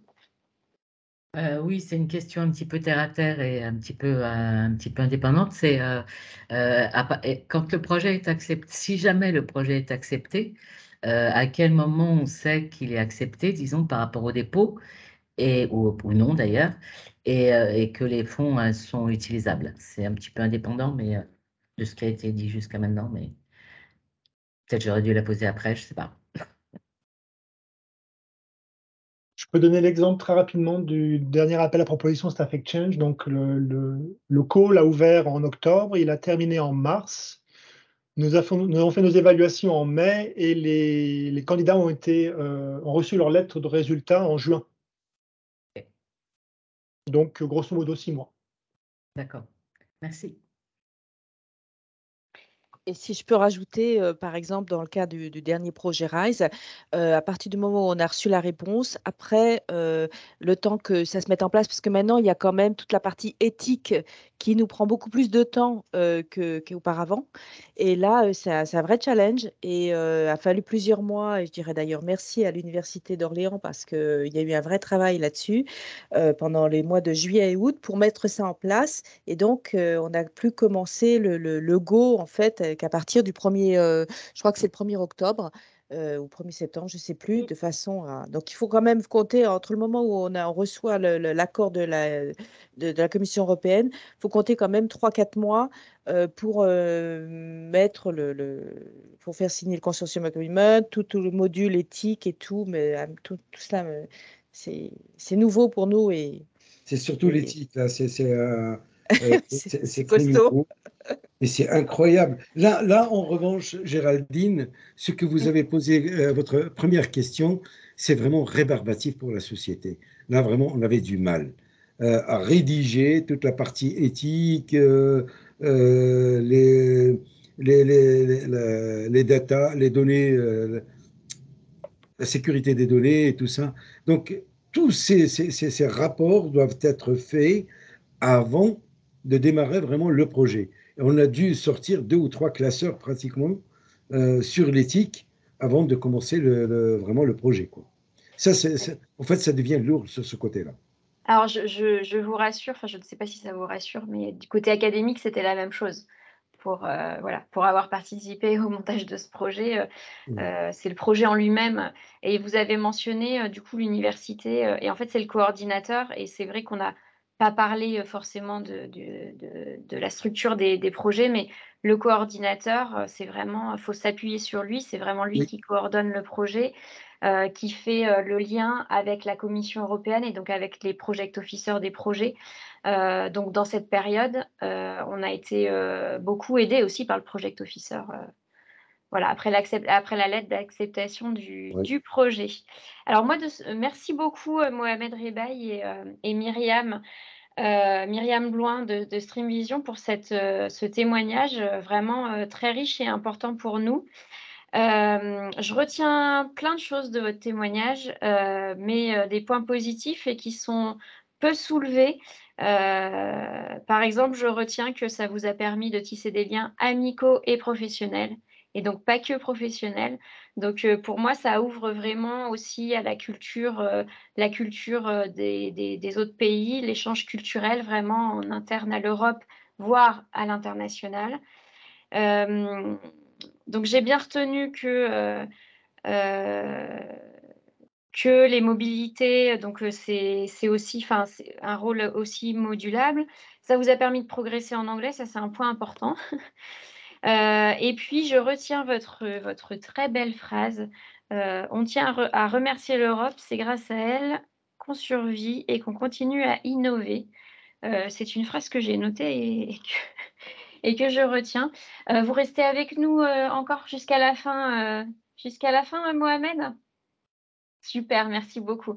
Alors, je vais laisser la parole à Chloé qui va nous présenter des outils de recherche de partenaires dans le cadre de vos projets, de vos montages de projets, et puis les dispositifs nationaux de soutien pour les porteurs de projets. Merci beaucoup, Géraldine. Alors, je vais partager mon écran. Est-ce que c'est bon pour vous? Oui, c'est parfait. Merci. Donc, je vais vous présenter juste rapidement quelques outils concernant la recherche de partenaires et quelques informations sur les dispositifs nationaux de soutien aux porteurs de projets. Donc là, en l'occurrence, de projets MSIS Staff Exchanges. Alors, trouver les partenaires les plus pertinents pour former son consortium en réponse à un appel à projet collaboratif, c'est une étape qui est essentielle dans le cadre du montage d'un projet et qui n'est pas toujours évidente. Et de la même façon, se rendre visible au niveau européen et identifier un consortium qui serait en cours de construction pour intégrer un projet en tant que partenaire peut être complexe également. Donc, pour vous aider, voici quelques conseils, outils. Donc, la première chose à faire, c'est d'activer son réseau direct. Donc, de faire savoir au sein de son réseau proche que vous êtes intéressé par une participation à un projet européen. Donc, que vous ayez identifié l'appel à projet, donc là, en l'occurrence, un projet Staff Exchanges, mais même si vous ne l'avez pas encore identifié, l'appel qui vous intéresserait le plus, déjà faire savoir au sein de votre réseau que vous êtes intéressé par une participation à un projet européen, c'est une première étape et vos collaborateurs peuvent éventuellement vous mettre en contact avec leur propre réseau, le cas échéant. Vous avez également la possibilité de participer aux événements qui sont dédiés à Horizon Europe, donc qui est le programme cadre de l'Union européenne pour la recherche et l'innovation, dans lequel s'inscrit l'action Staff Exchanges. Il y a des événements qui sont organisés par la Commission européenne. Donc, par exemple, chaque année, il y a les European Research and Innovation Days, mais il y a aussi des journées d'information à l'occasion du lancement des nouveaux programmes de travail ou encore des réunions thématiques qui sont organisées donc, par cette Commission européenne avec des participants de toute l'Europe, voire du monde entier, qu'ils soient du secteur académique ou non académique. Vous avez également à l'échelle nationale ou locale des événements qui peuvent être organisés par ou en collaboration avec les points de contact nationaux. Et lorsque ces événements ils sont organisés en présentiel, y participer, c'est un moyen efficace de développer son réseau et de faire connaître son intérêt pour une participation à un projet européen. Vous avez également un autre moyen de trouver des partenaires. Donc, dans une démarche proactive, vous pouvez rechercher les consortia qui ont déjà été financés sur des thématiques proches. Donc, ça permet d'identifier des partenaires potentiels qui sont déjà actifs au niveau européen et qui potentiellement peuvent être en train de répondre à un appel à projet et souhaiter intégrer de nouveaux partenaires ou intéressés pour rejoindre votre consortium. Donc, vous avez la plateforme Cordis, qui est une plateforme qui recense tous les projets financés par les programmes cadres de l'Union européenne pour la recherche et l'innovation.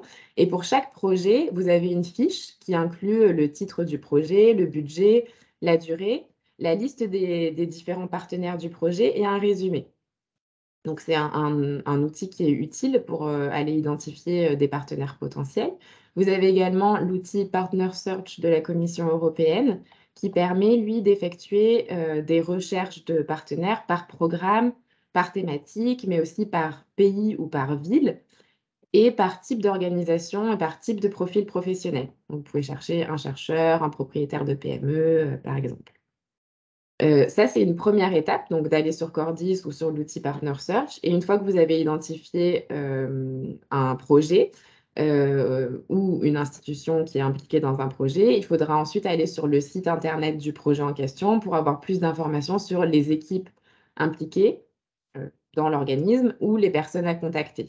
En général, tous les projets européens financés disposent d'un site web avec les partenaires du projet et leurs coordonnées. Autre façon de trouver, enfin, d'identifier des partenaires, c'est de contacter le réseau Enterprise Europe Network, EEN, qui a été créé par la Commission européenne. Et l'objectif de ce réseau, c'est d'accompagner les entreprises dans leur démarche vers les projets européens. Donc, le réseau français EEN, il réunit les chambres de commerce et d'industrie, BPI France et les agences régionales d'innovation. Et parmi les différentes actions qui sont menées par EEN, le réseau, il dispose de l'expertise nécessaire pour vous aider à trouver des partenaires en Europe et à l'international. Donc, que vous soyez un académique à la recherche d'une entreprise ou une entreprise à la recherche de partenaires, il ne faut pas hésiter à les contacter. Et enfin, vous pouvez utiliser les plateformes de recherche de partenaires. Donc, il y a, par exemple, comme outil, la possibilité de consulter les offres et les recherches d'expertise sur la page même de l'appel à projet, sur le portail Funding and Tenders de la Commission européenne. Donc, vous vous rendez sur l'appel à projet européen et vous avez un onglet Partner Search Announcements où vous allez trouver la liste des institutions, des entreprises qui recherchent des partenaires pour répondre à cet appel à projet spécifique. Donc, c'est toujours intéressant. Vous avez le pays et quelques éléments sur l'expertise recherchée ou l'expertise proposée par les partenaires qui sont inscrits. Vous avez également la possibilité d'utiliser la plateforme de matchmaking qui a été mise en place par le réseau des points de contact nationaux MSIA européens, qui s'appelle MSIA Net. Et sur cette plateforme, vous avez la possibilité de créer votre profil, de consulter les profils des autres inscrits et de planifier des rendez-vous en B2B. Donc, c'est une plateforme qui est dédiée à la recherche de partenaires dans le cadre des projets MSIA. Autre outil à votre disposition, si vous êtes notamment une entreprise et que vous cherchez des partenaires académiques ou industriels, vous avez Scanner, qui est un moteur de recherche qui permet d'explorer le paysage de la recherche et de l'innovation en France. Alors là, on est plutôt sur des partenaires français, mais vous avez la possibilité d'être plusieurs partenaires français dans un projet Staff Exchanges. Et sur cet outil Scanner, vous avez des descriptions et des liens entre entreprises et laboratoires de recherche, entre auteurs de travaux de recherche et financement public. Donc, c'est le ministère de l'Enseignement supérieur et de la Recherche qui a réalisé ce moteur de recherche. Et il y a une nouvelle version de Scanner qui est disponible depuis 2020 qui permet d'effectuer une recherche en fonction de 4 types de données qui sont reliées entre elles. Donc, ces données sont les structures de recherche en France, les financements, les auteurs et les productions. Donc, vous pouvez faire une recherche par mots-clés ou via ces 4 filtres. Pour terminer, si vous avez besoin d'identifier des partenaires ou que vous avez identifié votre consortium et que vous démarrez le montage de votre projet et que vous avez besoin de financement pour préparer le montage de votre projet européen, sachez que l'Agence nationale de la recherche a mis en place un appel à projet qui s'appelle Montage de réseaux scientifiques européens et internationaux, donc MRSEI, qui permet à un organisme de recherche français public qui coordonne un projet collaboratif, donc ça inclut les projets MSIA et Staff Exchanges, de bénéficier d'une aide qui peut aller jusqu'à 30 000 € pour 2 ans pour monter son projet européen. Donc, ça permet de financer des réunions, par exemple, ou encore des prestations de services pour définir un logo ou bénéficier de services de traduction, par exemple, pour préparer votre proposition de projet. Et côté privé, donc pour les entreprises dont l'effectif est inférieur à 2000 personnes, qui est partenaire ou coordinatrice d'un projet, BPI France lui propose un diagnostic partenariat technologique international. Donc, il y a une prestation de diagnostic et de conseil pour une candidature à un appel à projet collaboratif international. Donc, Staffect Changes rentre dans ce cadre-là. Et donc, si l'entreprise est partenaire, le financement peut aller jusqu'à 50% du coût de la prestation de conseil, avec un maximum de 5 000 € hors taxe. Et si l'entreprise est coordinatrice, le financement donc, est toujours de 50% du coût TTC de la prestation pour un maximum de 25 000 € hors taxe. Vous avez également sur cette slide un lien vers le portail Horizon Europe du ministère de l'Enseignement supérieur et de la Recherche avec d'autres conseils pour trouver des financements pour vous aider à monter un projet européen. Et enfin, sachez que donc, sur ce portail Horizon Europe, vous avez toutes les informations en français sur tous les programmes qui sont financés dans le cadre de ce programme cadre Horizon Europe. Si vous avez des questions, toute l'équipe du point de contact national est à votre disposition. Donc, n'hésitez pas à nous adresser vos questions en utilisant l'adresse générique qui est affichée à l'écran et à nous suivre sur LinkedIn où on publie régulièrement des informations sur les actions Marie Sklodowska-Curie. Merci beaucoup Chloé pour cette présentation. Alors, donc les 20 dernières minutes de ce webinaire, nous vous proposons d'échanger avec les intervenants. Je vais demander aux intervenants qui sont présents d'allumer votre caméra. Et puis, donc les PCN, toute l'équipe est présente ce matin. Brito pour REA, la Commission européenne, et puis Mohamed et Myriam, si vous souhaitez, pour Stream Vision. Voilà, merci beaucoup. Voilà, est-ce que vous avez encore des questions sur ce type de projet, des questions là, par exemple, sur la présentation de Chloé, des questions spécifiques à poser à REA sur un point technique Alors, Sophie Gomez, je ne sais pas, est-ce que c'est que vous n'aviez pas baissé la main ou est-ce que vous vouliez poser une question? Je viens de remettre la main. Ok, mais je n'avais pas fait attention. Alors, je vous en prie, allez-y. Par rapport à ce que vient de dire Chloé, il y a un truc que j'ai jamais compris là, avec l'ANR MRECI. C'est des choses pour 24 mois. Ça veut dire, en principe, un appel à projet, il est launch tel jour pour répondre entre 4 et 6 mois après.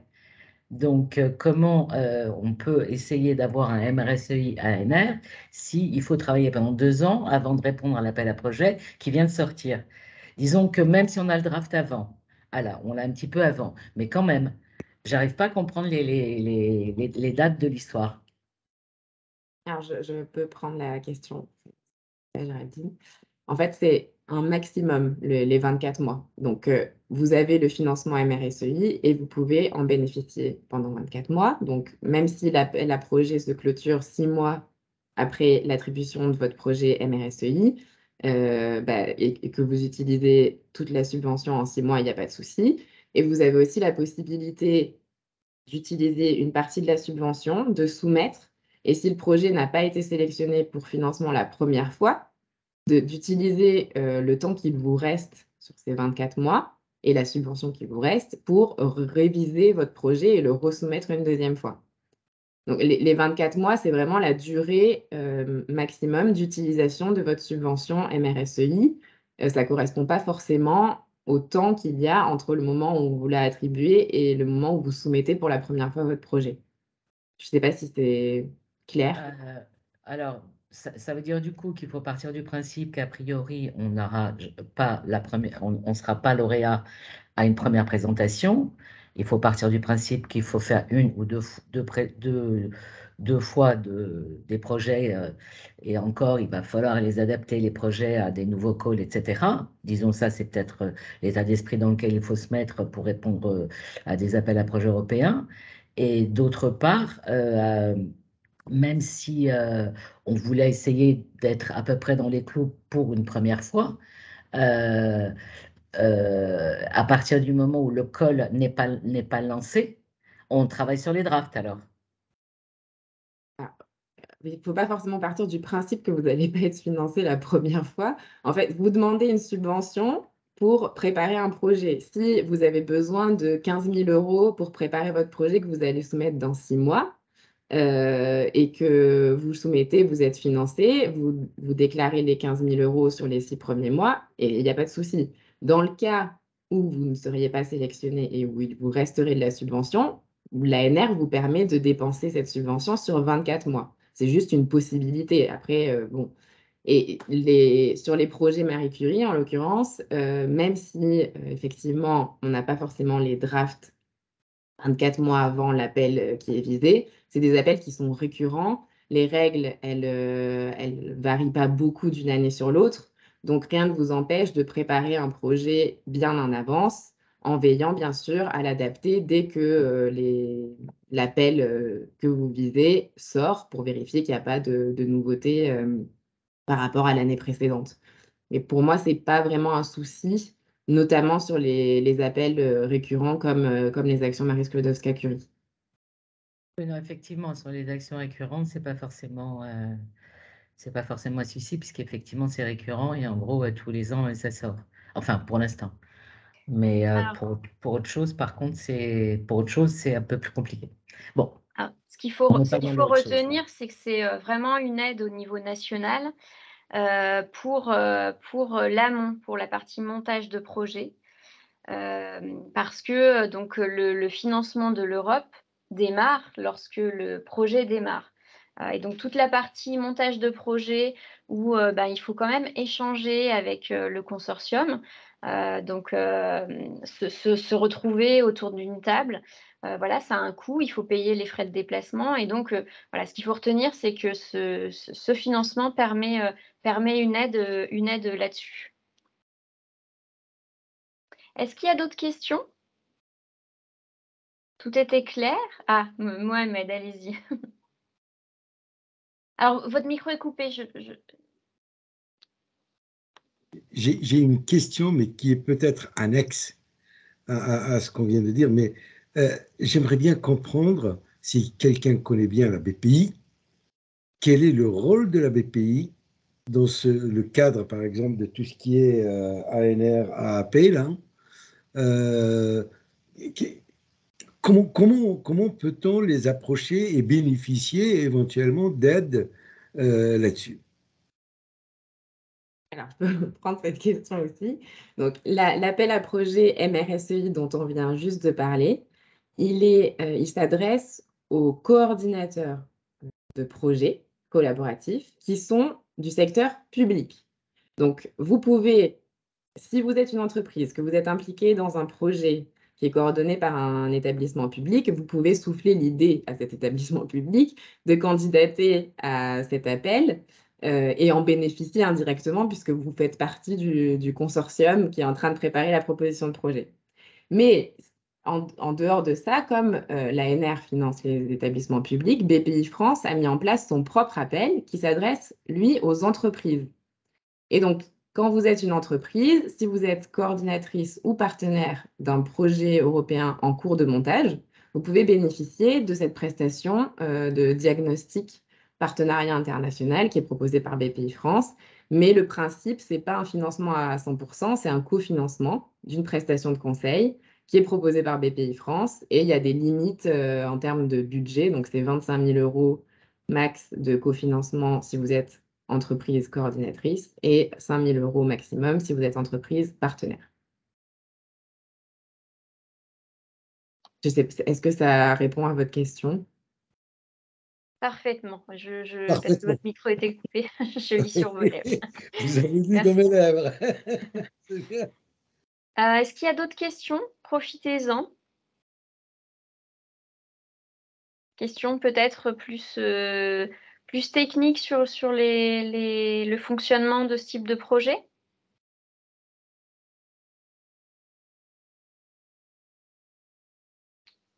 Ok. Bon. Eh bien, dans ce cas-là, non, je pensais que c'était une question, mais non. Eh bien, dans ce cas-là, si vraiment il n'y a pas de questions, je vous propose qu'on clôture cette session. Ah, voilà, il y a une question. Laureline Renaud. Alors, je pense que vous pouvez ouvrir votre micro. Je vous ai autorisé. Merci. Oui, merci. J'avais une question pour savoir si vous aviez, côté PCN ou même commission, établi une typologie des entreprises qui avaient bénéficié des projets Marie Curie, savoir voilà, quel était a priori le nombre d'employés. Est-ce qu'on est plutôt sur des startups ou finalement des grosses PME? Parce que c'est vrai que le côté disponibilité des équipes pour des entreprises et des jeunes entreprises peut quand même être, voilà, même si l'intention et du projet est très intéressante, concrètement peut être quand même un gros verrou. Donc voilà, est-ce que vous avez un profil des entreprises qui participent soit one shot, soit régulièrement? Merci. Alors, je peux peut-être essayer de répondre pour le PCN. Donc, côté français, on n'a pas vraiment établi la typologie des entreprises, mais je peux présenter une slide avec les top 10 bénéficiaires entreprises pour Horizon 2020. Alors, je la retrouve. Voilà. Bon, par contre, donc là, c'est est-ce que Laureline, peut-être ta question elle porte sur l'action Staff Exchange en particulier Oui, c'est ça. ou C'était grosso modo sur Staff Exchange ou Marie Curie au sens large, hein, pas l'ensemble du programme. D'accord, oui, oui. Donc alors, parce que les statistiques que j'ai, c'est sous la main, ça concerne les actions Marie Curie au sens large. Très bien. Merci, Et je laisse peut-être Brito compléter pour la Commission européenne. Et voilà, donc là, ce sont les top 10 bénéficiaires entreprises françaises des actions Marie Curie. Et donc, voilà, Helvesis, c'est une PME, Thales, donc Safran, on a aussi des grands groupes. Et après, on peut aussi trouver des statistiques, en fait, on peut les extraire sur Dashboard pour faire une recherche un peu plus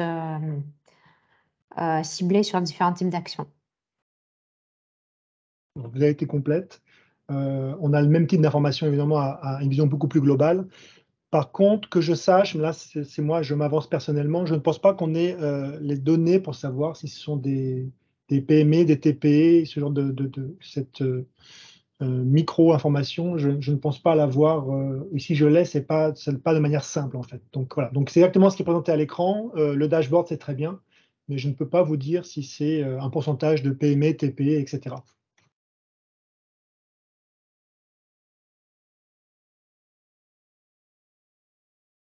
Merci. Est-ce que vous avez une autre question? Oui, le lien pour le dashboard, vous aurez le lien dans la présentation. Donc, les présentations ainsi que le replay de ce webinaire sera disponible dans une dizaine de jours sur notre page horizoneurope.gouv.fr. Alors, s'il n'y a pas de questions, je vais laisser le mot de la fin à Brito Ferreira et à Mohamed Rebaï. Est-ce que vous avez des derniers conseils à donner aux personnes qui sont présentes dans le cadre d'un dépôt Staff Exchanges? Monsieur Ferreira, peut-être, en premier? Merci. Donc, non, tout simplement, mettre en avant ce qui a pu être dit précédemment et ne pas hésiter à participer à l'action. Je pense que bon, ça s'adresse vraiment à un type particulier de participants d'entreprise. On finance quelque chose qui est très spécifique. Le retour qu'on a pu recevoir, c'est voilà, quelque chose qui manquait et c'est quelque chose qui avait un besoin dans les années précédentes. C'est pour ça qu'on continue cette action. Donc, c'est vraiment ce type de financement très particulier d'échange et de facilité, de mise en réseau et de développement d'activités, de collaboration. Et enfin, le taux de succès qui est très élevé par rapport au programme européen et en particulier les Marie-Sosca Curie. Donc, c'est quelque chose, je dirais que vous avez 30% de chance d'être financé actuellement, sans compter l'augmentation du budget pour le prochain call, le prochain appel à proposition. Donc, voilà, je pense que ce sont des arguments principaux pour cette action. Merci. Monsieur Rebaï, est-ce que vous avez encore quelques conseils à donner? Alors, votre micro est coupé. Et du coup, il n'y a que vous qui pouvez... Votre micro est coupé. Il n'y a que vous qui pouvez le réouvrir. Voilà, c'est Ça y est, ça y est, Myriam. Tout d'abord, je tiens à vous remercier pour cette organisation qui nous a permis un petit peu de faire cet échange-là, tant bien que mal, mais je pense qu'on a pu dégager quelques éléments à la fois positifs et quelques conseils pour éviter éventuellement ou comment améliorer, on va dire, ce staff exchange. Je veux juste dire une chose, c'est très important cet échange cette mobilité, parce que en tant qu'entreprise, ça nous permet non seulement de découvrir des nouveaux talents au sein de l'Europe, et pourquoi pas éventuellement faire un bon recrutement après la mobilité. Donc c'est quelque chose qui, pour nous, c'est la meilleure RH, expérience d'RH que l'on pourrait avoir. Et donc rien que pour cela, je conseille vivement à ce que les gens y adhèrent et participent à ce genre d'échange parce que c'est tout bénéfique pour tout le monde, quoi, en fait. À la fois l'étudiant qui peut déboucher qui peut trouver un travail, d'une part, et de l'autre côté, l'entreprise, connaissant déjà l'étudiant et comment il travaille et ses capacités, c'est aussi tout bénéfique pour lui, pour elle aussi. Et donc, ça nous permet un petit peu de grandir et de se développer. Voilà. Excellent argument, comme quand on sait qu'effectivement c'est compliqué Oui. le recrutement en France en ce moment. Je ne connais pas les autres pays, mais voilà, en France c'est pas évident. Donc très très bon argument que je vais noter également. Merci infiniment à vous, Mohamed Rebaï, Myriam Bloin et Brito Ferreira de nous avoir aidés à monter ce webinaire qui, je pense, est important. Et puis, on va diffuser un maximum voilà, ce webinaire auprès des entreprises. Merci beaucoup. Et puis, là, on arrive à la fin du webinaire. Donc, il est 57. Bon, on finit 3 minutes avant, mais ce n'est pas grave. Merci à vous. Bonne fin de journée. Merci à vous également. Et je tiens vraiment à remercier Monsieur Ferreira pour son éclairage. J'ai beaucoup apprécié. J'ai appris pas mal de choses. Merci. Également l'université, Géraldine également. Parce que ce sont des bons collaborateurs dans les consortiums. Gentil. Bon, là, je suis avec ma casquette PCN, mais c'est très gentil, merci. Merci Géraldine.